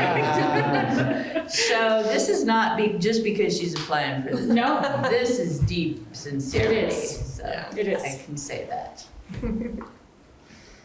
I am a terrible interviewer, mostly because I'm not great at asking questions. But I think what's really interesting in this role, and one of the things that we've been working on over the last few years, is that we've been trying to add some consistency in the recording, and that I think then helps facilitate transparency for the community and folks feeling like they have access to seeing what's going on without having to attend all of the meetings. And have you had a chance to take a look at our minutes and kind of review the style and approach that we've been taking to those? And Rose comes highly recommended with regards to her style and the conciseness with which she conveys information very thoroughly. And I think that because this is for 3 particular boards, committees, phrasing not quite in my purview, but it is, I think it also, in addition to allowing the public to be educated, I think it also just helps from a record keeping perspective to have that consistency with regards to minutes and having that same format. That was something I mentioned, I had to do a lot of my government experience is more federal level, just from when I was active duty and having to do all of the documentation and contracts and things of that nature with a very specific format for the federal government, specifically in the military. So having that consistency though makes it so that you can find information in the same place every time, regardless of who, typed it up or things like that. So consistency is definitely very key, and having that across the board, I think, is important. Oh, thank you. I certainly think so.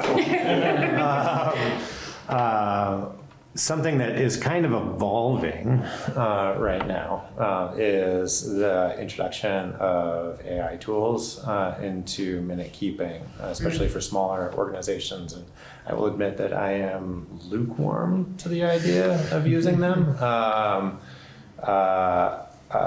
I think that there's no doubt that it adds a lot of efficiency and automation to it, but there's compliance issues, there's privacy issues, there's a lot of, I think, vetting that needs to be considered when you look at the implementation of something like that in either a governance or medical field or something like that. Have you played around with any of those tools yet? So I am familiar, ChatGPT, Claude, things of that nature. I'm familiar with the AI. I do some virtual admin work on the side as well, and for an SEO company. So I'm familiar with the conversations that are being had. I think that it has pros and cons. I think that for it to be effective, then you're having to have it listen to the entirety of a meeting, and not everyone's going to be comfortable with that. Plus, you also have folks that are in on Zoom and things of that nature, so getting their consent, I don't know, it makes it a very gray area with regards to then having the recording or having it pull from a recording to then create those minutes, but then you also still need the human eyes to verify what was said. So then what is becoming redundant, especially if you're paying for the services of an AI and then paying for a human to do the work again. So it's a balancing act for sure. I personally don't use it in anything that I do, but I have a multitude of friends that do. So I can see where it can have use, but I don't necessarily think that it's the best use for like a government type meeting. Thank you. I appreciate that. I know it was kind of a vague framing of the question. I think that part of what is, I think, exciting about this is maybe having somebody with the right skills to kind of vet some of those things, or just kind of keep an eye on those and make recommendations where there are resources that are needed or could be to the advantage of the organization. To work in those integrations.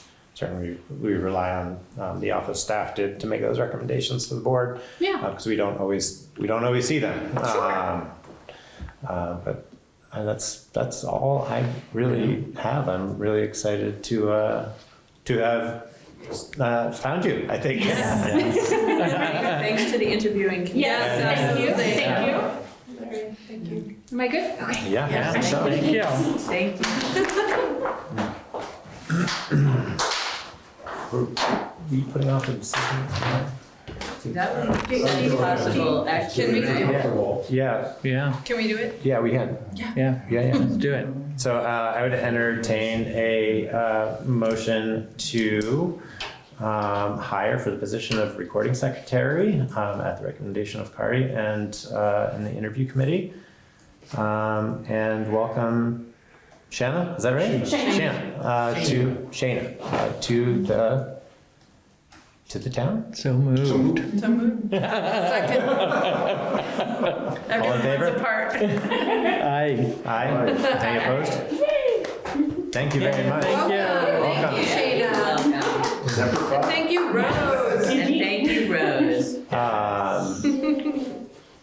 So Rose, I don't think that you have a formal email address, but I guess on a logistics side, we'll need to reach out to RB and probably get one set up for the recording secretary and get you introduced to our SharePoint resources, et cetera, et cetera. But Okay. Yeah. that's usually pretty quick onboarding. Thank you very much. Awesome. Town plan, Jared. So just be careful, I was here 6 months, and now 2 committees later.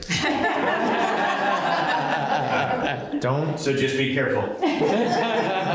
Don't do that. Oh. And I'm from Ohio. That undermines the plan. See, so there you go. There's too many Michigan people around. What's going on? Hi, Jared. So, we had our public meeting last week, our public hearing on the town plan. Yes. A lot of the people that were here, they're not here anymore, were the people that came. We had a really good discussion.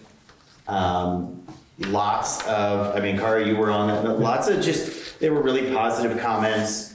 The 2 things I would say is, one, we now have a lot of comments in our spreadsheet.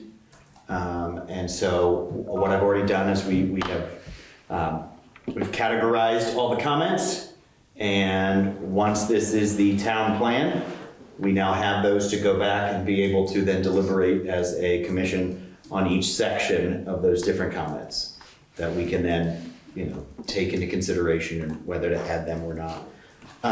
The other thing I would say is that most of the comments were actually, no comment was a comment that we hadn't discussed about something in particular before. There was nothing new, directly new, that came out of that meeting. A lot of it was things I could hear someone go, oh yeah, we already talked about that, right? They were things that we had already flagged as either a concern or a question we had already had. And so it was good to hear that, because it knew that we were on the right track and that there wasn't anything glaring that stood out as a major problem. The only change we made was there was a part in the agriculture section, page 23. Why do I remember that? I don't know. But, and it was a whole sentence about land use and tax, and we just took the sentence out.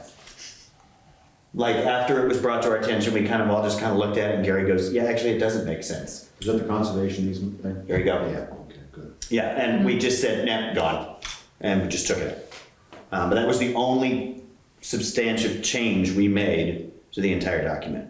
But we now have about 70 comments that we can now take and that we can start looking at. And so I sent to Kari a brief, here's the summary really of them, of the comments that we have, and we're going to continue to get them. And I've already started an executive summary as well, because that was one thing that was talked about, was having an executive summary to sort of pull everything together that people can easily digest without having to go through 100 pages. But I was happy with the turnout for the meeting and for the dialogue that people had.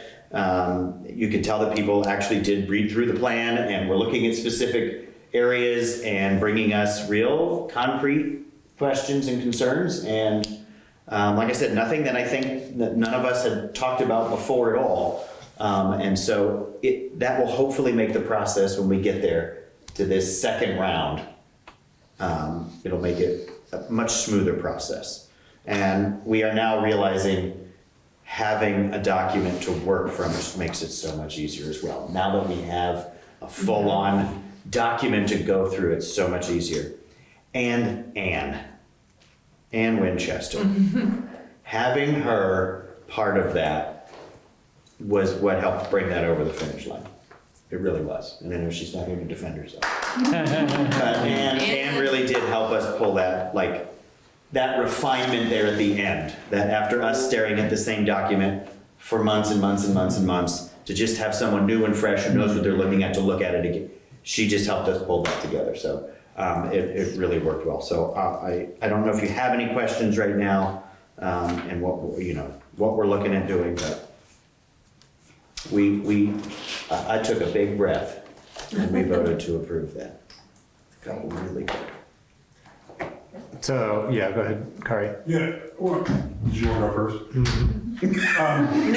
So I had a couple of comments. One, well, first of all, just congratulations getting to the stage. That's pretty great. And so, quick question. It sounds like there's an updated version that I need to get it to the you. select board should post and make available. Correct. You should have it. I needed to get Kathy to get that, but then yes, there will be a new updated version. We'll get that on the website as well, and then I'll get you the PDF. Okay. So the other thing is, I mentioned this in my memo, but I had a bit of an aha moment in the hearing, which when I was talking about the select board's desire to have a way to use the document, whether that be an executive summary or a prioritization of the goals.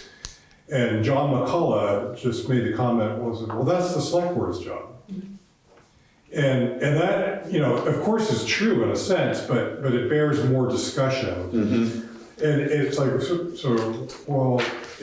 sort of had the sense that the plan is sort of a lengthy list, like a menu of goals and options that someone, and it's going to be the select board, is going to have to eventually decide what to prioritize. And so, with more discussion, I'm kind of wondering if there's an opportunity with the second round for the select board to really focus in on and say work with you on that executive summary, work with you on how you want to define the priority goals. And really treat this as the opportunity it is to have an even better document. Can you clarify what you mean by second round? Oh, yeah, so Are you talking about after it's accepted, or are you talking about now? Yeah, so the plan, Okay. since You're talking about after. since we realized that we didn't have a plan. Yeah, no, I'm with you. I That's think the it's a second shorter round. answer. Once I the- gotcha. okay. I gotcha. Thank you. I think that there's a sense that for you not to adopt the plan on April 28th, there would have to be something pretty serious. Right, some understood. serious obstacle. Thank you. But knowing that you can make improvements. Just procedurally, the planning commission has approved the We plan. And so when it comes to the select board, what are our options? We approve it as As is, you can submitted? make minor changes. Minor changes. Or you can make substantive changes and And then it goes you have to around have again. another year. Okay. And then, so then we'll just push that back, however. Thank you. You need 30 days for a hearing, so. But I agree with Kari. I kind of had the same little epiphany at that time as to what that was. And while I don't know how many times I can say this is not the best process that we've done, it's also giving us the ability to approve one, have a town plan, everything back in place, and then immediately look at it now and be able to do those things to improve it the way we want, and then it will be a long-lasting, exactly what we want plan. So while it hasn't been the way we wanted it, it's kind of put us in a position to be able to get us to a really well-written usable plan here as we go forward. So Jared, this plan that you just approved, Mhm. did it go to the Regional Planning Commission or not? So it didn't formally for their approval. It didn't need to, we can do a local adoption. Yeah. But it did go to them for their comment. Okay, So we will be able to take that comment and re-update it. in our second round. In our second round. Okay. Which then should even make it stronger. Now, everything CVRPC would have said is wrong or missing or needed in this, we can then include that. Yes. We could just wholesale take their changes if it's just like, oh no, you need this statutory, okay, Okay. right? And we can do that. But so, yeah, they're not formally approving, disapproving, they're just giving us all their comments Okay. as to, and they're looking right through the checklist. Sure. When did you say you'd have the next draft available? I could get in either the next day or so. Okay. To you guys. It's just that one. Sentence removed? Well, there's more, was it just that one sentence? It was just that one sentence. Oh, okay. Yeah, we made no other changes other than that one sentence in the conservation easement. It was just the last sentence of, I think, bullet point B. It's page 31, what I'm seeing. Oh, 31. No, well, he said 31. He's probably got it in front of him and I don't. I didn't find it on the page you first said. Memories are not perfect. No, they're It's not. okay. But yeah, that's the only change. We just took out that last sentence in the conservation easement. Okay. Then, Okay, there you go. And so, yeah, so what we'll do is, we need to get it to you guys as select board, because you have to, your hearing has to be 30 days, so that'd be the 28th. Yep. So that's encouraging. I mean, I think that's something I felt like we've needed to be able to get to, especially with like the interim kind of acceptance, and as that it would be a shame for us to not take this opportunity to continue to refine this in this point in time and history and need in the community for, evaluating some of these goals and figuring out how we balance and inform certain decisions and measure how we're getting there. I continue to be really concerned with some of the ambiguity around those values and goals. Because the town regulations reference the town plan 41 times, and in many of those cases, it becomes like a extra degree of like an extra piece of regulation that stands on its own. Like interested parties can appeal a DRB or zoning administrator decision relative to the town plan, or the regulations. So if we're not really careful about the interrelationship of those two documents and the direction that we're giving, those things can be weaponized really easily. Well, one of the places where there are changes that will need to be made, but we know what the changes are, we've kept track of them, is that we wrote it with I'm trying to figure out the best way, the old, new, old, right? Like the regulations that were approved at town meeting was what we were going with to begin with, so we wrote it like that. Then we went back and took any reference to that out. And we'll have to put those references back in. Because we didn't want to make sure that there wasn't a plan that referenced what isn't the regulations yet. So there will have to be, but we kept track of all those changes and they just will get put back in. So then, once you've approved the town plan, and then the zoning regulations, the land use regulations, then we will update it so that they do, and at least what we know match. There might be places we need to keep looking to make sure that it doesn't have ambiguity. But some of that right now will look like that. Yeah, they won't match right away.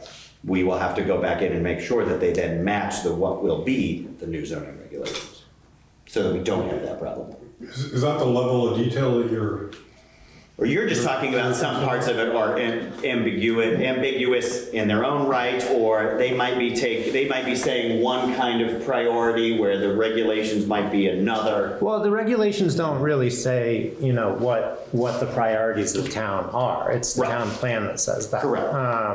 And while our regulations do a pretty comprehensive job of like listing what all of the sensitive resources are and considerations, and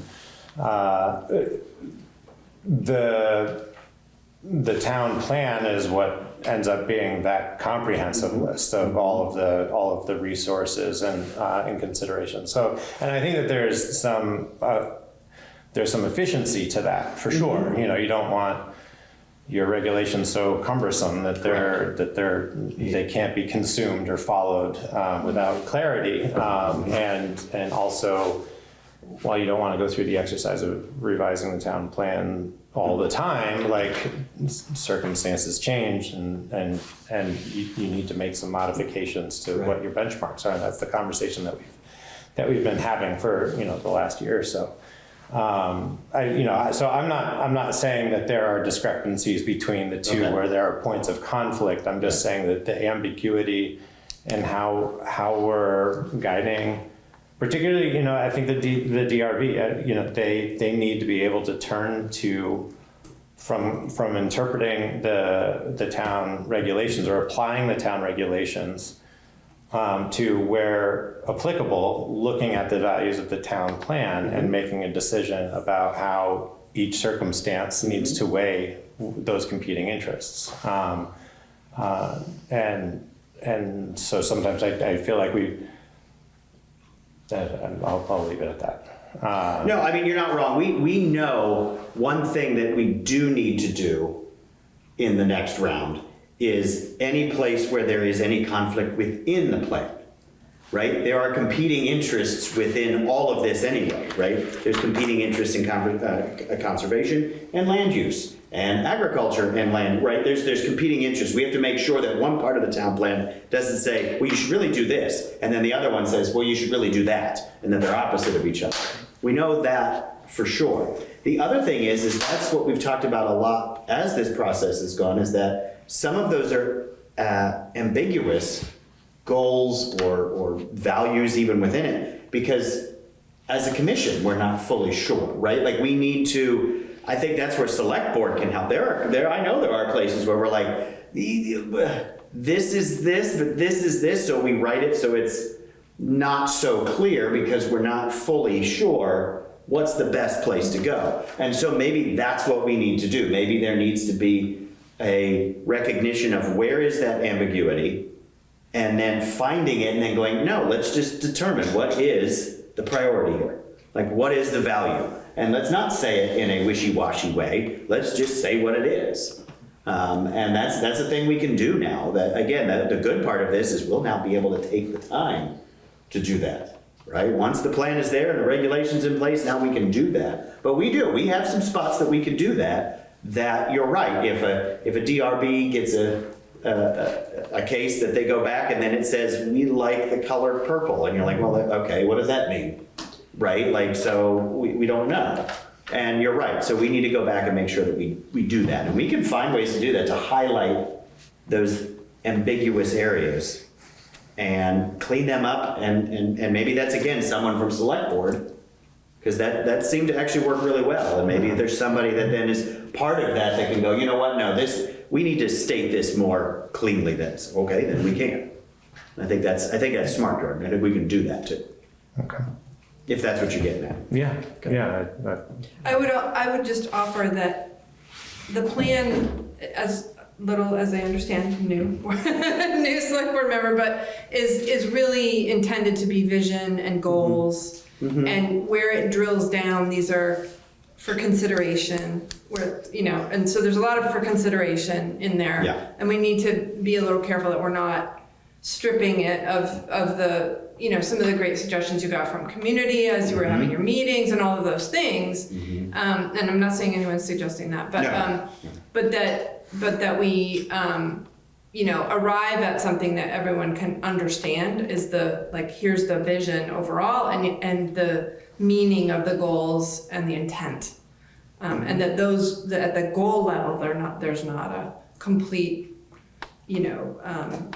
conflict, I guess. Yeah. But the decision, the work of putting the plan into place is about identifying the priorities and sort of ringing through how do you accomplish this historic preservation goal when you have this other goal that might seemingly be at odds. And I guess that's maybe what I'm struggling with is where are those ideas coming from, and who is then accountable for those ideas? And so, yes, that's the Selectboard, right?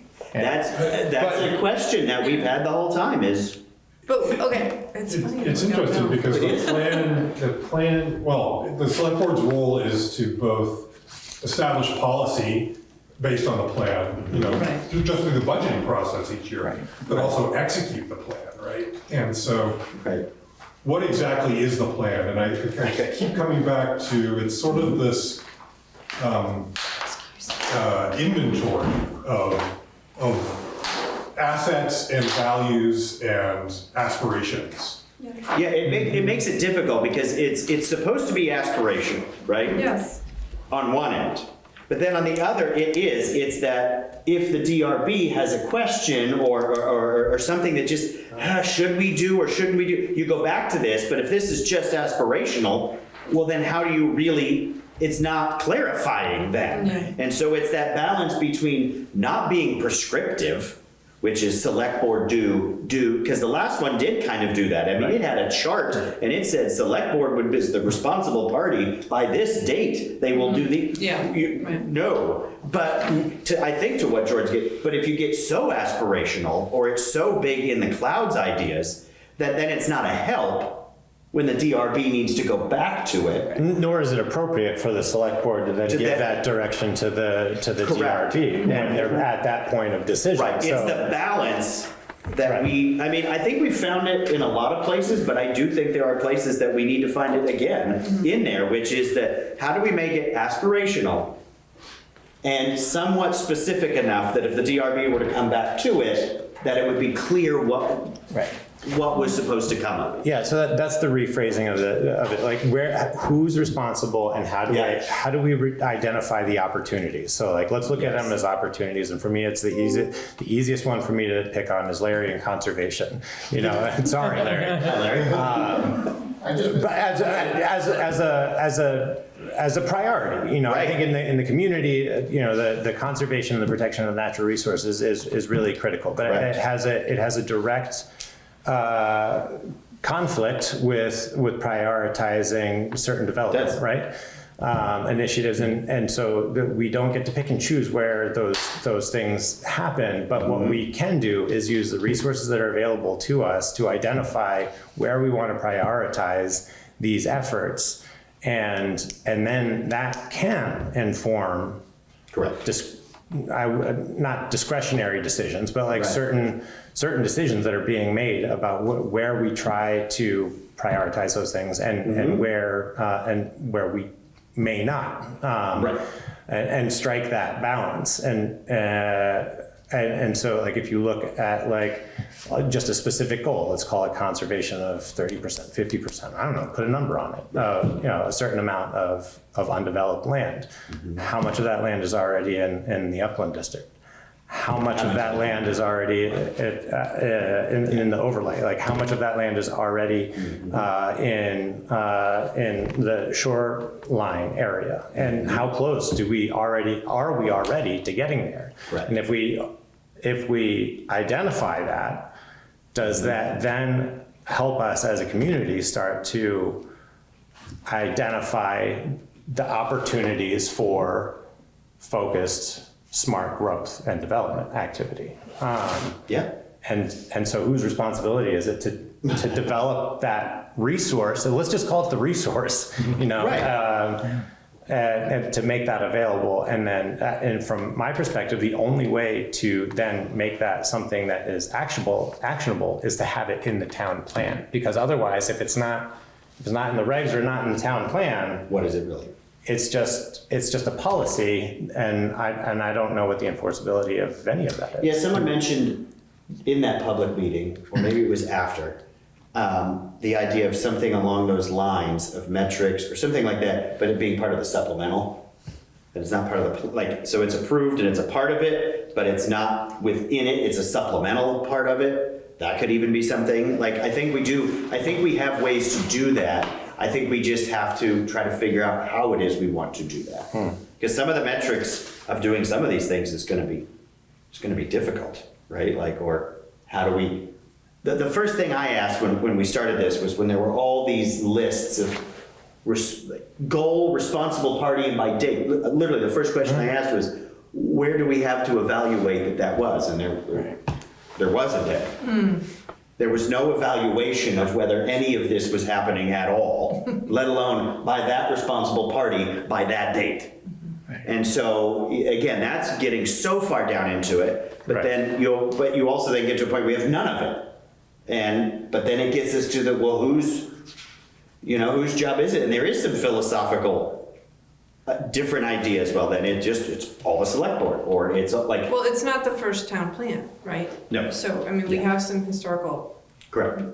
Information. We also are not the only town that has to do it. So I think there's, right? I mean, so it's not, we don't have to live entirely in. No, I will say that when you look at others, ours is more wordy. Yeah. And we tried to bring that down, and we did, but it is still, it's still a wordy document, which I will openly admit that I worry about that from an accessibility standpoint, right?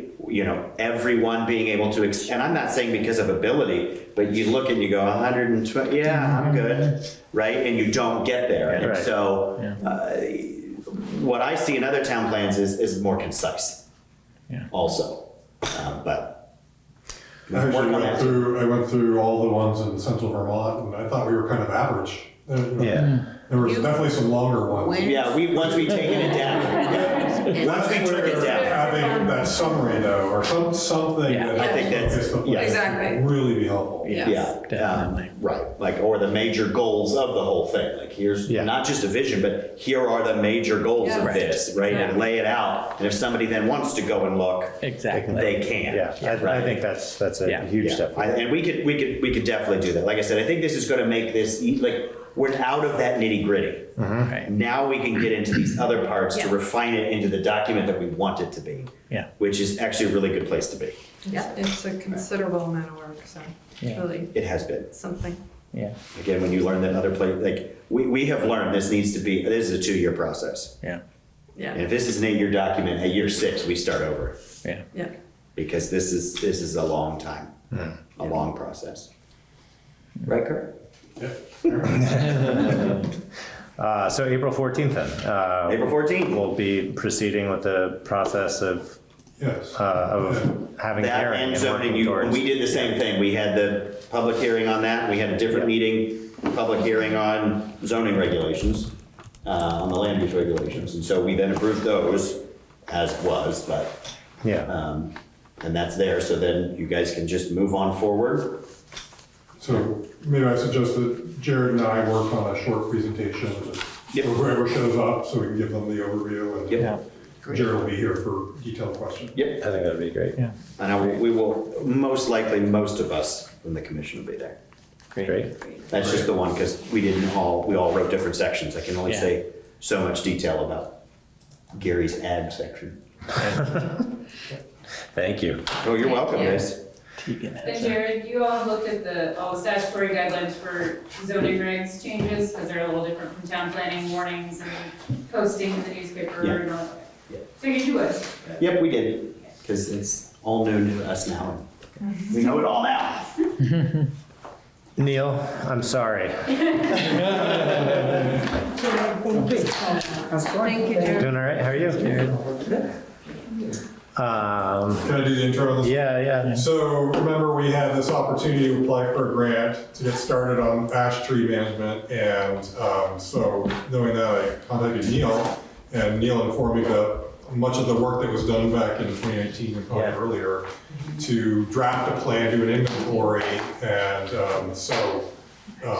that's all, that really sets us up well, I think, to get this grant. But in that process, realized it might be good to adopt this plan, to have you adopt it, because one of the criteria for the application is preparedness. Yeah, we had this plan like almost finished, sitting on the shelf that everyone had forgotten about for a decade or whatever. And he called me, I was like, oh, you can spend a half an hour and that's good. So we have a version of the plan. I think it's pretty straightforward. It's probably worth, do you want to go over kind of like the broader strokes of what the plan entails? I guess that we've already had some discussion around, how it identifies kind of the priorities for tree removal and then the plan for going through that. Yeah, so this started, we did a ash inventory on all the roadsides and counted ashes, and the kind of takeaway was they're everywhere. It was hard to prioritize, but I think there's general consensus that it's a good idea to be preemptive and try to cut ash trees before they die, because otherwise it's a hazard and it's also really costly to clean up when they're, standing dead. It's really dangerous. Yeah. I did have a question about that, because you lay out 3 different options for management, and the first is the preemptive and the second is selective. Why do you feel like preemptive is better than selective? So that framing came from the Central Vermont Regional Planning Commission, but I think the selective, so I think there's kind of like selective preemptive, like let's be thoughtful about which ones we take. And then part of what they were writing in there was selective treating ash trees to keep them from dying, which we talked quite a bit about. It's very expensive, and it's kind of like if you have a special ash tree in the park or whatever, and we didn't really identify any trees that felt like worth putting the money into treating every 5 years or whatever it is to keep them alive. Yeah. So I think, and then I think we all had on the Conservation Commission this sense that we should be preemptively treating them, but it's hard and there's not a lot of money or will, and then we kind of lost track of it, and the road crew has cut them when it's convenient and they're working there or whatever, but so I was really glad when Hari called me up about a grant opportunity to maybe get some of the most important stuff done. Got it. And so I'll say the kind of prioritization generally with hazard trees, there's these 3 pieces. It's what's the risk that this tree is going to die and fall? How big is the tree, and is there anything that it's going to hit? And with the ash trees, the risk is very high for all of them. They're pretty much all going to die. So it's where are the crowded roads and where are the big ash trees and the concentrations of them. And that was our basic. The large poor condition trees was one of the criteria that we used. Yeah. And we have a reasonable sense of where they are because of the inventory. So I think we identified a few stretches of road. I don't have a great sense of how much it's going to cost. And I think that East Montpelier's done a lot, and I talk every now and then with Paul Cate, who's their tree warden, so I can get good numbers from him to get a better sense of things. That'll be the next step. I think this is very anecdotal. I think it was I think they used maybe some ARPA funding for it or supplemented that with a grant. I don't know. They did. I think they got 2 different grants. Oh, okay. But by the time I was on the scene, that grant money was gone. I think this may be a new program. Maybe this is a restoration of something that has been not available more recently. But $12,000, even we got the maximum grant. I can't imagine that's gonna do much more. If we got these 3 stretches, that would be great. Yeah, that's what I think too. Are you saying you think the 12,000 would actually help with those 3 stretches, or that we'd only just get started? That we could do. My vague those. sense of it is that we could do 2 or 3 of those 2 or 3 stretches. Okay. Yeah, I don't know. But great. And are we thinking about replacing trees? Is that in the those plan? in those areas, it's kind of like forested roadsides, and there are enough other trees that they will fill in, other stuff will grow on its own. I think there are places where if we were taking out, like I'm thinking of up by Old West Church, there are some ashes in those like hedgerows of trees where you feel loss and it might be more appropriate to replant. But I don't really think in these sections. And even in those situations, it wouldn't be, I guess, cost effective to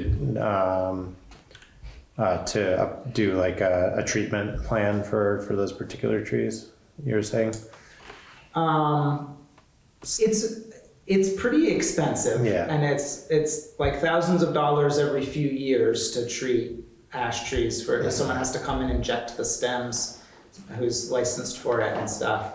So you say thousands per tree, or it's over the life of a tree, it's thousands per tree. I think it's like I wish I could remember the numbers. I think it's hundreds per tree per treatment, and you've got to do it every 4 years or something indefinitely.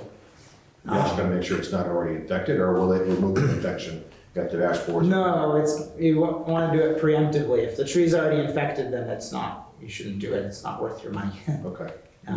Yeah. So a place like that, if there's there's 20 trees kind of along this 3-mile stretch of road that are really nice big trees, that's a big investment. Yeah. But if you've got out in front of the town hall some beautiful big ash tree, then it's a little easier to kind of see how that makes sense, I think. But it is something we looked around and asked people if there were any ash trees that they felt like should be treated, and we kind of didn't get any response and didn't find any ourselves, so we didn't pursue it. But we can look into it again if there are places where it seems worthwhile. Well, it seems to be once you already have somebody on a road clearing trees, you want them to keep moving. You don't want them going here, going there. Just, they're all gonna die anyway, just keep going. Yeah. Yeah, I think we want to take a section kind of like here, all the trees along this section that are at risk. And, Agree. Jordan, Craig commented that he has questions. Yes. No, it doesn't. Yeah, so Craig, are you on and able to ask questions over video, or do you want to type those in? Yeah, I am. I know Neil, and I appreciate his knowledge of forestry. I know Paul Kate very well also. I'm wondering, Neil, how many incidences of emerald ash borers have been found in Calais, and when were those? They are starting 2 years ago, and I don't know how many. The FPR, Forest Parks and Recreation, keeps track of them. They're entomologists, but they kind of don't make it public anymore because we're in this area that's assumed to be infected. So it used to be that they were kind of like, there's one in Plainfield, and now it's kind of like, yep, there's more. But I don't see it myself, and I am involved in logging jobs, and I'll go and look at the tops of trees and peel it, and I haven't really seen it much in Calais, so I think it's just getting here. And a lot of times it can kind of hide in the canopy and you don't see the effects of it right away, but I think we'll probably start seeing more of it in the next couple of years. I'm hesitant to make a blanket statement that they are all going to die. Without data backing that up, hearing anecdotal information is one thing, and they might. And I've been out in Ohio and Michigan, and I've seen what happened out there. It's awful. I also was aware as I went down the county road a few years ago, and Paul Kate was supervising the cutting down of every single ash tree in East Montpelier on the county road and also other roads. A friend of mine lives in East Montpelier and was surprised when they came to her door and said, "You've got an ash tree on your stretch of road. we'd like to cut it down. And I guess what I'm sensing is kind of a Chicken Little response to what could be a problem. I'm not saying it isn't, but to be gearing up and to be talking about, well, it could be thousands to treat trees, or it could be hundreds. I mean, there's a lot of information that doesn't seem very specific. I'm not a forester. I've worked in the woods for many decades. I have ash trees on my property. I don't see any evidence, but that doesn't mean they're not in Calais. I'm not trying to, whitewash everything here. But I would say at this point, I think it's an overreach to say we need to cut them all down, because I think that could well be a mistake. Will there be some here? Yeah. So anyway, those are my comments. Hear and appreciate your comments, Craig. I think I want to be careful that we're not just exaggerating some kind of hyperbolic comments here. I think we're trying to make an informed decision. The town has the obligation to take into consideration that the safety of the community and the efficient and responsible use of its resources. And what this plan does is identifies kind of the highest priority, highest risk trees. There's a lot of forest in Calais, and there's probably a lot of ash trees that are not wrapped up in this plan. These are trees that are in the town right of way that the town needs to at some point make a decision about. And right now we have an opportunity to apply for a grant so that the taxpayers aren't burdened by or at least the burden to the taxpayers is as minimized as possible for addressing what could be either a safety risk or just a cost, a management cost, and trying to make a prudent decision around it. I understand. So a quick question about the grant. Would it be money that could be put in the bank and used when needed? Or, I hear you saying that you don't want to be hyperbolic about it, and I agree. That's what I'm saying also. So I just don't know how the grant would work. Like, is there an expiration date on this, or? There will almost certainly be an expiration. It'd be a reimbursable grant, and I don't know if there's a town match. I didn't see one advertised, but typically you would have 1 to 2 years to request the reimbursement, demonstrate that the work that you did. I was just looking at the plan. When the inventory was done, they came up with 3,297 ash trees were inventoried along our roads. Yeah, that's in the right of way. That's just in the right of way. So I agree with George's point. Like, if there's money available, we're not talking about taking all 3,000 trees. We're talking about taking a small portion of those that are highest priority. And if it turns out in some number of years down the road that the ash borer is not the problem we envisioned, we'll still have time to adjust. Yeah, I appreciate that, Kari. Thank you. And so the one other element I think that I guess is important is if we're taking these trees in the right of way and they haven't been infected or they're minimally infected, however that plays out, do we have a process for potentially making them, is it appropriate to make them available for use for like firewood to either the property owner or somehow work through inventorying and then making them available to the community? Yeah, generally wood is offered to the property owner first when trees are cut. And then if they don't want it, other towns have created collection points, and there's kind of, we want to make sure we're not doing something that ships it into an area that's not infested. Right. But that is something that we should give some thought to, is there a place where we can bring wood that landowners don't want, that could be a central collection point that people could get firewood from, or how that would work. I think that's a really nice idea, but we haven't given it thought. Okay. It's in the plan, Yeah. though. Number 3, make a plan for the disposal of potentially infested ash. So I'll rephrase my question. Are we any closer to having a plan for the disposal? I guess I just want to have a little line of sight on like what, how appropriate it would be. I think it's pretty obvious not to be like shipping it around and cross-contaminating, but is there a window of time that we have to be careful of storing them, or how we store them, or where we store them? But yeah, it seems like if we keep them local, If it stays local, it kind of doesn't matter, and you're not gonna treat it to kill the ash trees. That requires putting it in a kiln or something. We're not gonna do. So it's more about keeping it local. Yeah.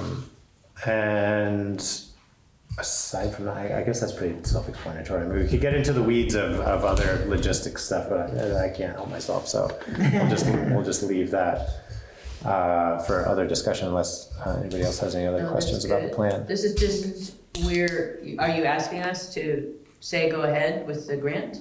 Is that what you're Yes, asking? and then formally adopt the. And formally adopt the plan. Yeah. So we go on our website and people can see this is our plan. Yep. And do we have a process for deciding whether or not, or evaluating a decision on whether or not we use the town road crew or resources for doing the removal or hiring it out? Or are we making an assumption that maybe? I think the recommendation is to. My recommendation is to hire them. Hire it. Yeah. They've got other priorities and it's specialized work. And 100%. Yep, I agree. It's dangerous work too. It is. Yep. All right, well, is everybody comfortable entertaining a motion to adopt the ash tree management plan? So moved. Second. All in favor? Aye. Aye. Any opposed? No? Thanks, Neil.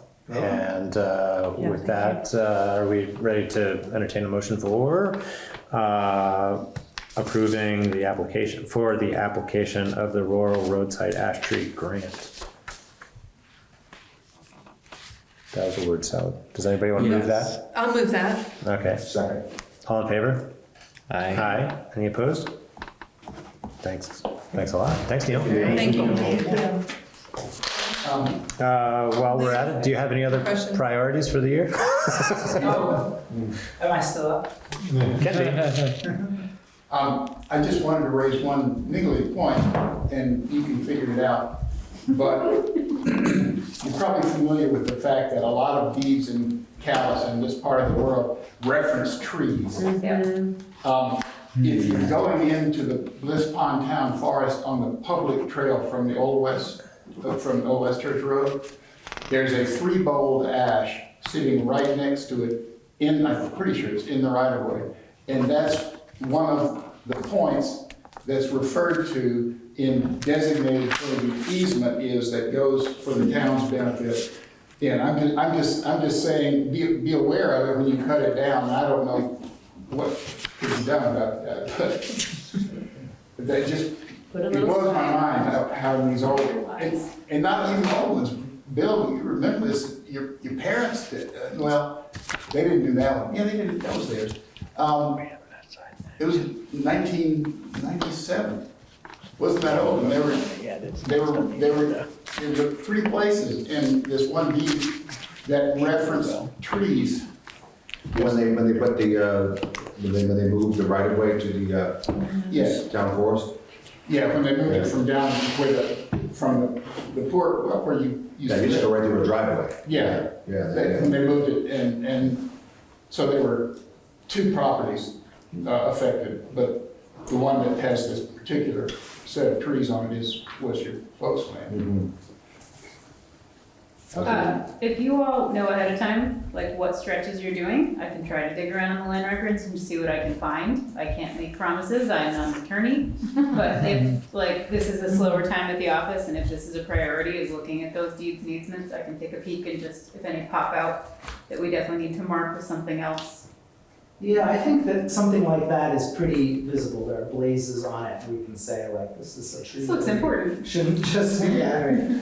Yeah, I think it probably is maybe one that actually has some signage on it. Yeah, yeah.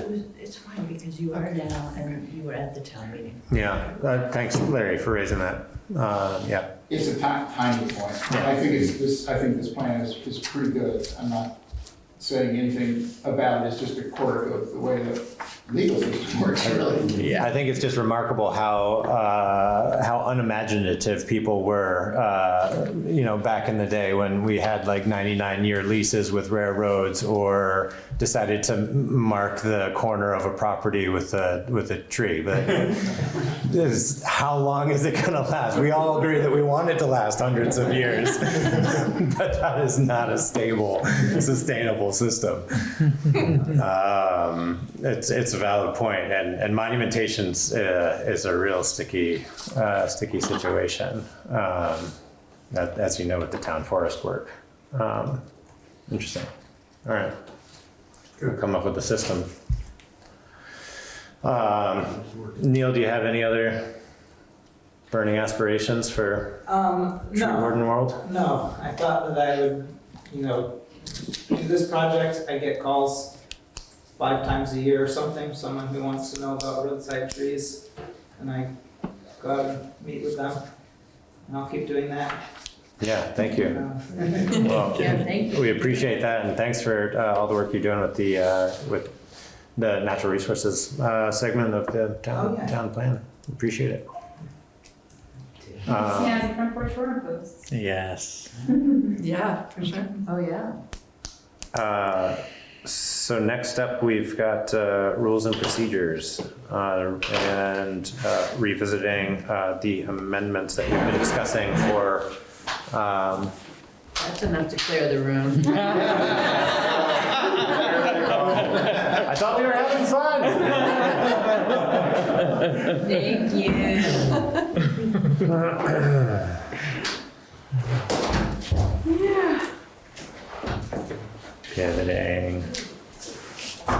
Pivoting. I'm assuming that the amendments are the ones that are underlined. Is that correct? Yeah. So those So are there wasn't a the lot. 2 additions, right? That was- Yeah. So you asked me to do something with executive session, so that's. And I like what you Yeah. did. Yeah. Okay. Yes. One thing I just wanted to note is that the executive session is referenced in the very top purpose, right? That if you look on the first page under purpose, the last thing it says, except as provided in 1 VSA 313, which is the executive session Yeah. language. Yeah. So You could say this is redundant. it seems like it's more specific, what you've put in there, to employment-related items only. Like item 6 and 7, sorry, that one's numbered, but maybe it shouldn't be. But item 6, executive sessions will be conducted in accordance with. So that's a restatement of a fact that's already part of the purpose. Oh, yeah. And the text in that section is explicit, but it seems to me the language in this about whenever a meeting is held under that, consider the appointment or employment or evaluation of public officer. That's not the only reason you'd have an executive session, but you're being specific about. That language is already there.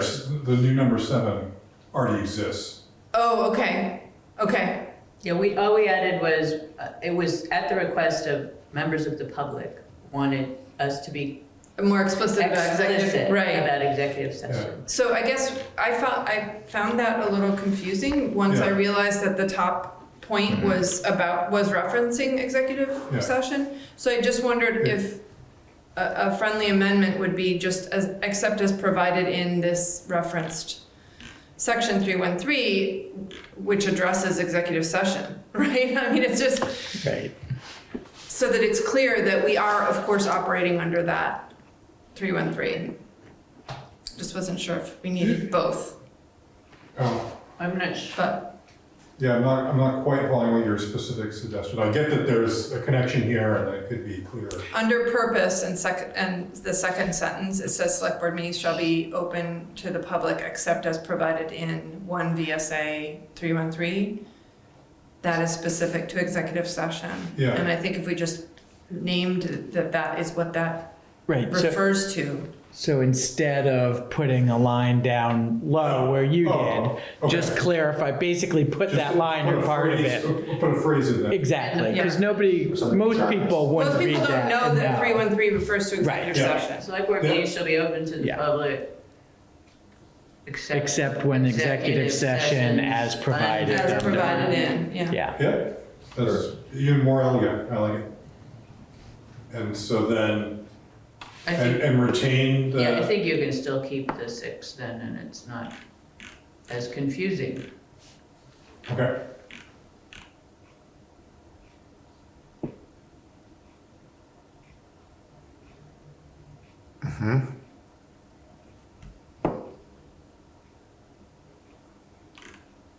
So is 6 referencing 7, or is it its own section?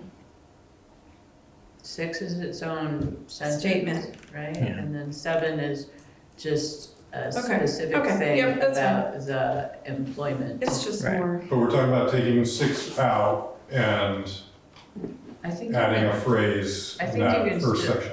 I think you can, if you add the phrase, I think you can leave in your new language in 6. Oh, leave it in? Okay. So this is just to clarify it's fine. that second sentence. Just to be explicit that when we have a closed session, we're following the law. Because the request to us was, your procedures should explain how you do executive sessions. And so we do executive sessions consistent with the law. Okay. I'm looking to see whether we 313A3.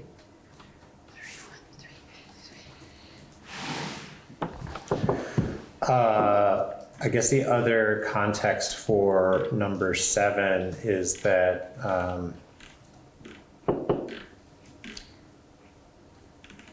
Yeah, number 7 is also just repeating language that's in the state law. yeah. So there was a complaint of a violation of open meeting, and part of the response to that was so for one, it was the opinion of the town attorney at the time and the board that it wasn't a full-blown violation, but that there was an oversight in providing a reason for the decision that was made in open meeting immediately following that. So in addition to curing that oversight, part of it is also adopting, if it were reported as a formal complaint to the Secretary of State, we would need to adopt something that would help mitigate the recurrence of the same issue, I believe. So once again for emphasis, basically. So it's basically Yeah, that's once fine. again for emphasis, I think. Yeah. So it's, now that I'm thinking about that full context and how it got there. Yeah.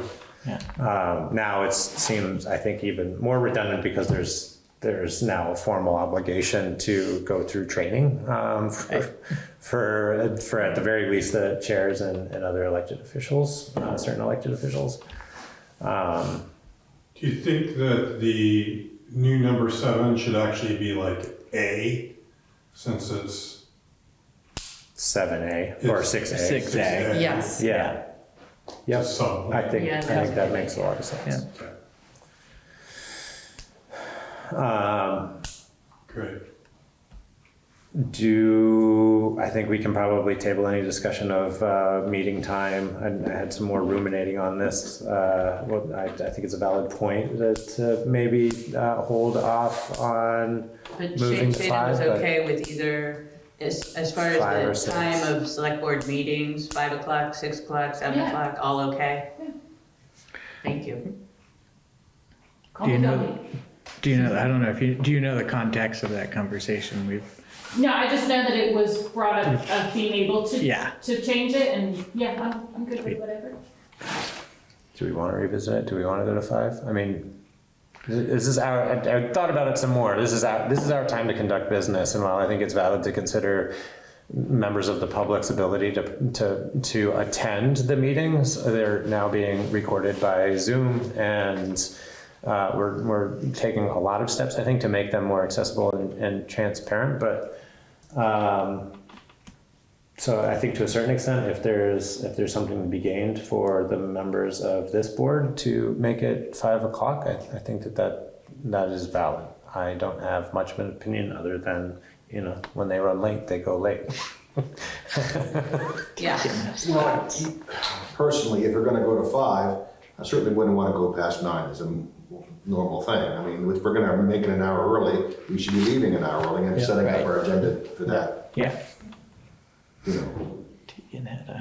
Tegan. I know I'm not on the select board, but personally, 5 o'clock is a really tight turnaround with my husband coming home from work. I would not always be able to be here at the start. And I definitely wouldn't be able to as it is now, I usually sit at the table and eat my dinner while they're all getting ready for dinner, but at least I'm present, whereas it would be a tag at my house. So I like 5:30 being the earliest possible meeting, but I'm just one person. Anybody care? 5:30, 6? Just leave it. I don't have a strong opinion. Why does it keep coming up?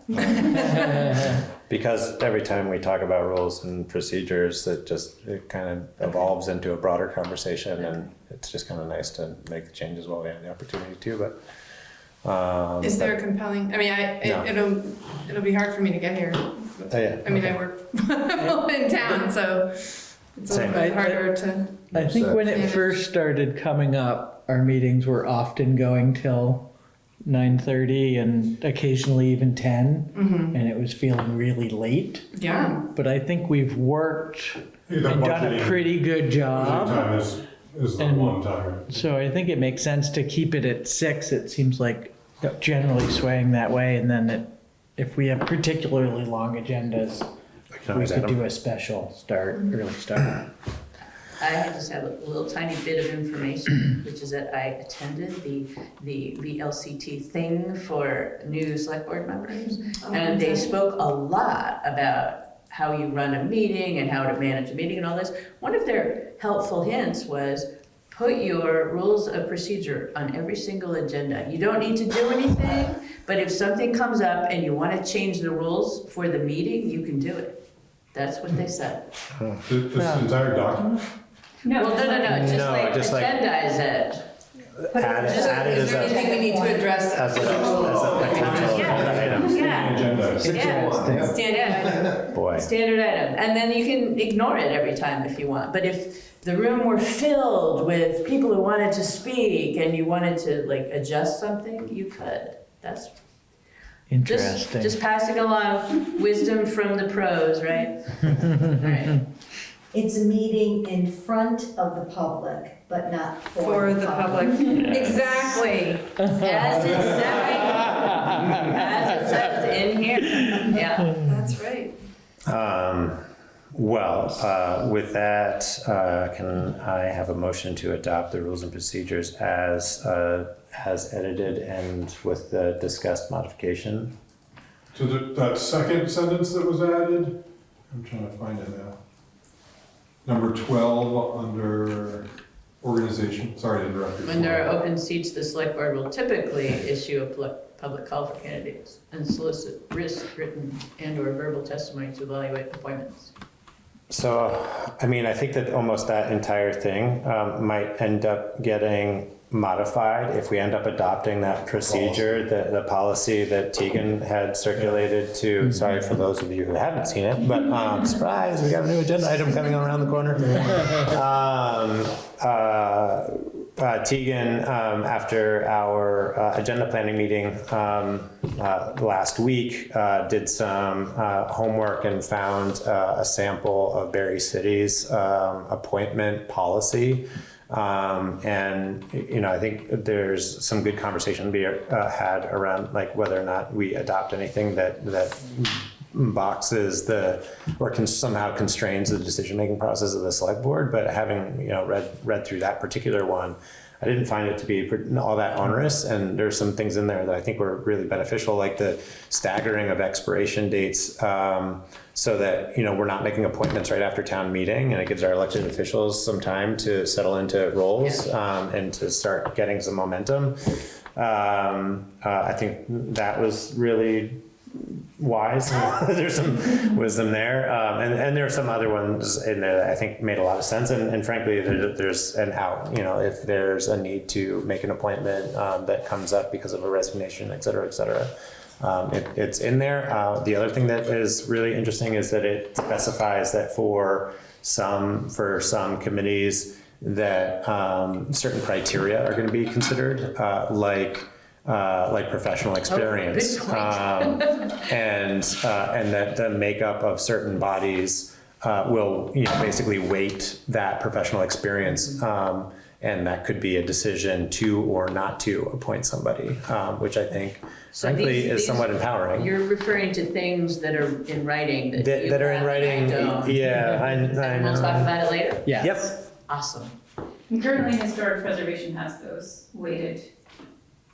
When you create historic preservation, you're supposed to be leaning into people who have a background in those related things. Yeah. In the ordinance. Another one was a priority to merge committees that have overlapping responsibilities, which I thought was an interesting concept too.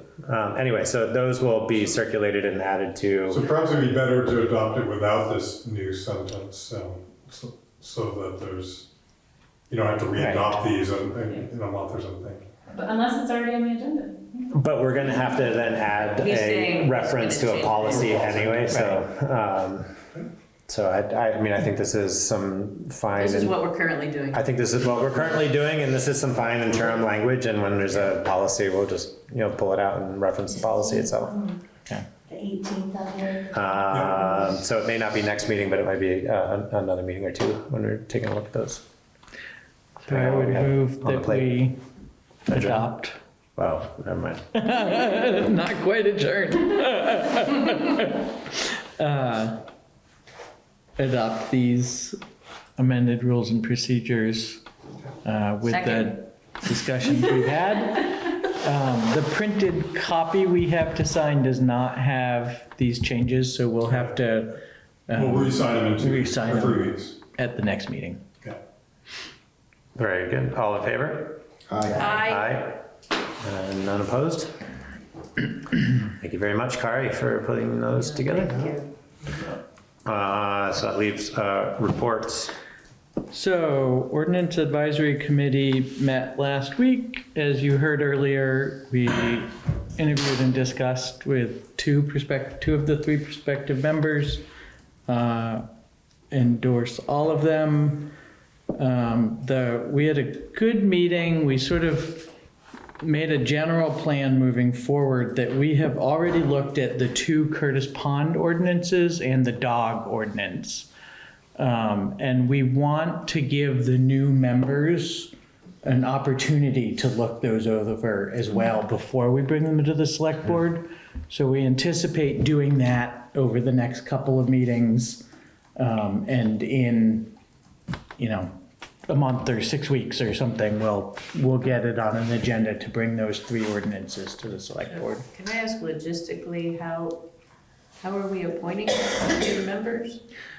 We put off Do it at our next open meeting. We're going to have to discuss them in public? Is that the way we do it? Typically, unless... Okay.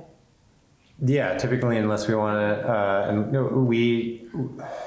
There's no contested seats. There's no contested seats. There's no rule that says that we should or shouldn't. I mean, there's a practice and a certain level of decorum, I think, around going into executive session to have a conversation when there are contested seats. Actually, depending on how we look at the applicants for the DRB, we only have 1 open vacancy on the DRB, and then we have 2 alternates that are vacant. So if we want to have a dialogue around that, then then it would be generally considered prudent to go into executive session and then come out providing a rationale for a specific decision after taking action. Okay, and thank you. And is Jan not on the committee anymore? She still is. She still Okay, is. but there are Yeah. still 3 openings on that committee.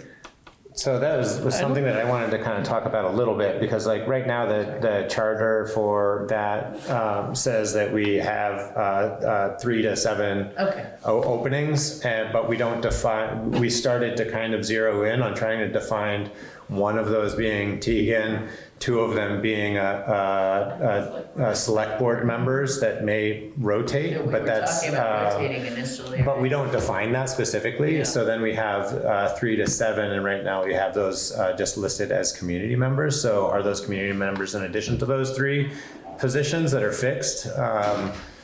It's a new committee. It's a new committee, so I guess I would task the committee with maybe having some agency and deciding what that is, and then since it sounds like there's going to be some lawyers involved with that who have some experience with policy writing. What's not clear to me on whether or not those need to be specific term periods, or if they can be like ad hoc appointments relative to subject matter. I think at a minimum we could call them a year. I think we decided 1 year to begin with, so Yeah. I think we all have 1 years that are on it now. And Jan is still on it, but she's dealing with health issues, and so she said she's gonna keep on participating as long as she can, and then if she really feels she needs to step aside, she'll let us know. What was that person's name? Jan Olson. Oh, Jan. Yeah. And I think the only other thing was alluded to earlier is next up is roads. And as we've been digging, we originally were like, let's look at this one road related ordinance. And then we're like, oh, here's a dozen other documents that all talk to each other in one way or another. And so this bunch is going to be a bigger lift and sort of a broader look at how all of those ordinances and policies talk to each other, contradict each other. Can any of them be combined? That sounds important. It's really fun. It's great. Join us. You're keeping in mind my request to prioritize the right of way. Yes. To the Yeah. private maintenance of right of way. Yes, definitely. That's the top one. Good. Yeah. Thank you. Thank you. Anything I missed? I don't think so. Okay. I think it's good. Town clerk?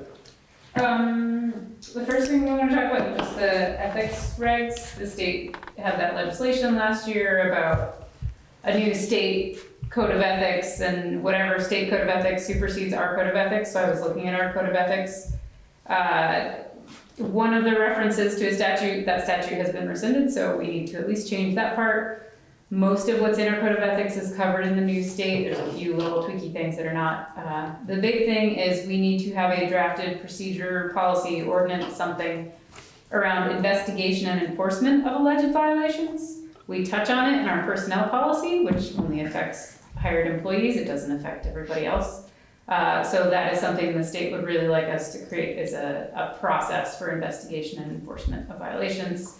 I think the LCT has a model policy, but I was going to ask you to think about whether you want the ordinance / maybe, I don't know if we're gonna do policies with the ordinance committee or how we wanna take that on. You don't have to decide right now, it wasn't on your agenda. But just putting that in your awareness, as we've had issues with ethics come up and we haven't really had a good process for how we deal with them, the state is like, no, you should really have a process for how you deal with them. You could ask your staff to bring you one recommendation. You could. Especially because there's a model Yeah, already. there's the LCT. Okay, Yeah. it's not- we're not starting from scratch here, people. I thought I read something that the state was supposed to do that, and we were just supposed to say that the state was gonna do that, but maybe not. Right Maybe now, not. it says we are supposed to do it, but that might change. People are plugging away at all the trainings they're supposed to be doing, which is great. Barbara's already done hers. She's on top of things. Really appreciate that. Other than that, what's going on? I've been tracking legislation in the State House. There's a lot going on, lots of little things that affect towns. Kari and I are both sort of tag teaming, trying to keep an eye on things that affect the town. I have a clerk training on April 8th. I'm very excited. They're really, really fun, and I always learn a lot. Barbara has officially cut back.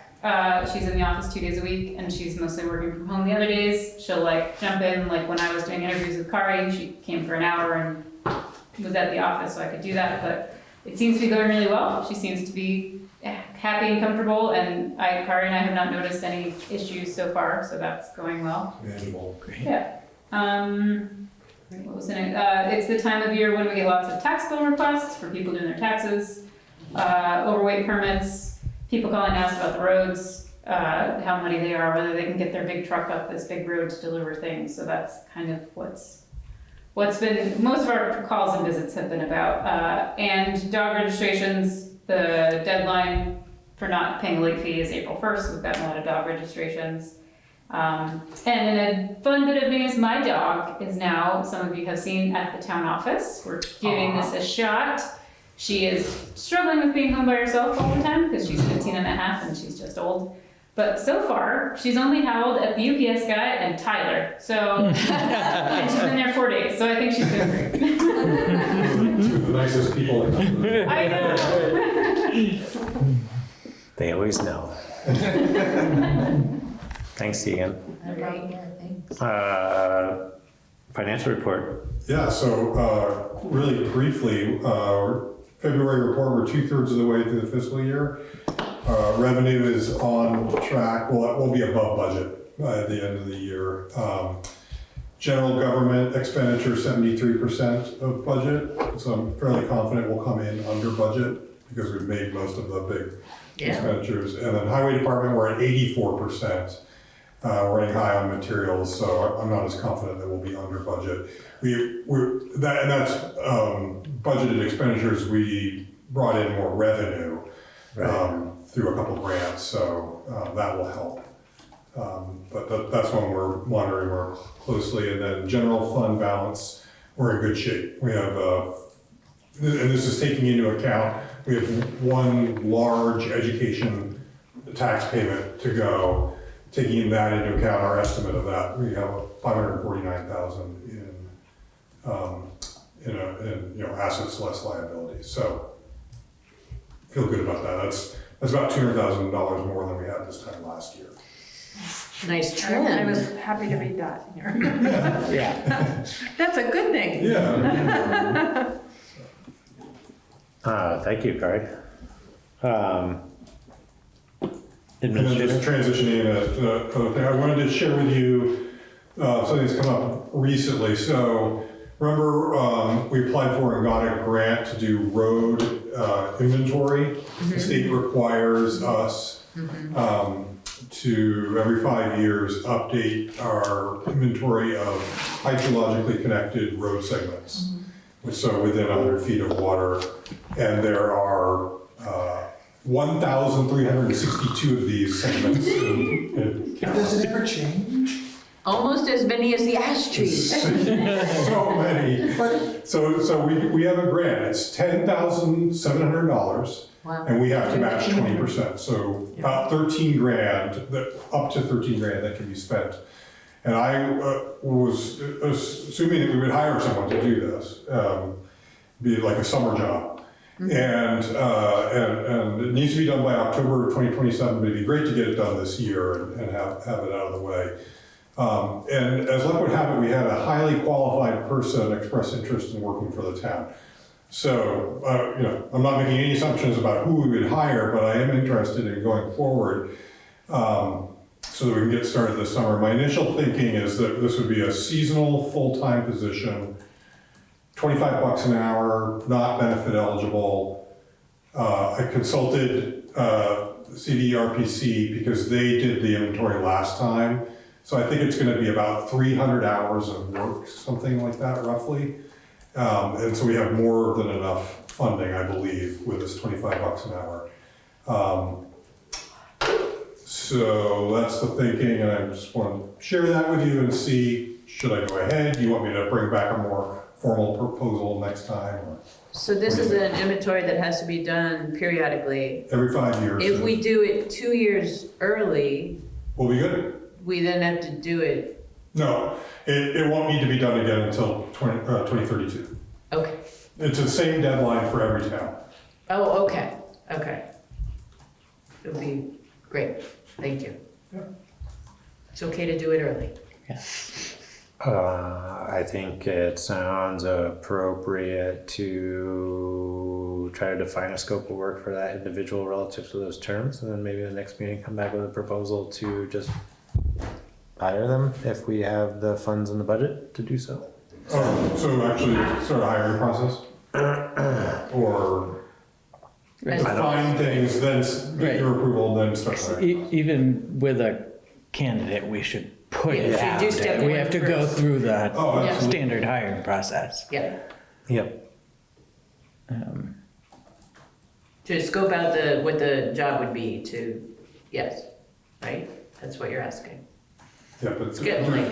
do you want me to bring a job description and like a mock ad or something like that next time? Get your approval and then start hiring? I think I think we would need to, because it's like not a already approved appropriation of funds, even though even if we have room in the budget to do it, we would probably still need to approve Yeah. it. You would definitely approve the hire. Right, right. But I'm just wondering, do you want me to, Can we say here that we need you to go do that and not have the extra step? yeah. Right, so we I can, guess I would, I mean, it seems fairly straightfortard to me, but you're I think looking- it you're is. frowning. No, I'm not frowning, I'm contemplating. Have we already received the grant? It'll be reimbursable, so we're Okay. putting the money out. But Yeah. we know that it will be reimbursable at this point. Yeah. Okay. Yeah, we have a grant agreement signed. Okay, good. I'm just realizing as I'm saying this has to be even though it's seasonal, it has to be a highway department Right. position, so I'll talk to the union. yeah. Oh, right. Okay. Just so. you know, So, that's yeah, I mean, part of this I think process. it makes sense for you to talk to the union, come up with a job description, and sort of bring us in 3 weeks A plan. a plan, Proposed plan, yeah, okay. Yeah. Okay. That's easy enough. right? Yeah, I mean, I think that's the most conservative approach. Yeah, yeah. Yeah. Okay, Sounds do good. that. Thanks, Gary. What else did I want to say? You got my note, Steve Levenberg resigned. I want to thank him for his service. We started posting for that position today. The timing is okay, given, the season and the conditions and everything. Did he give And 2 weeks notice or he just resigned? he just resigned. And I just want to refer back to something I said earlier, and you've heard that when we submitted the final project for the 2023 FEMA reimbursement, instead of basing it on the hours that Toby and I worked, they just gave us a straight 5%. And so that's about $60,000 more than we spent. So one of the reasons I'm mentioning that is that if we actually do receive that money, that could be used for the repaving of half a county road. It'd be right in the ballpark, and it'd be really great, I think, to get that project started this year. Yeah. Because if if we get that class 2 grant, Yes. so that we can apply for the next one next year before Yeah. who knows what's going to happen with federal funding. Right. Yeah. If we do the northern section of East Montpelier and ours, do we get to go to the Treasury Department for a 0% loan? I don't know. Wasn't that equipment, or was that at all projects? I It think they're was, still trying to figure it out. I thought, the Vermont Treasury one, I thought it was equipment, but it could be. You need to do the whole thing.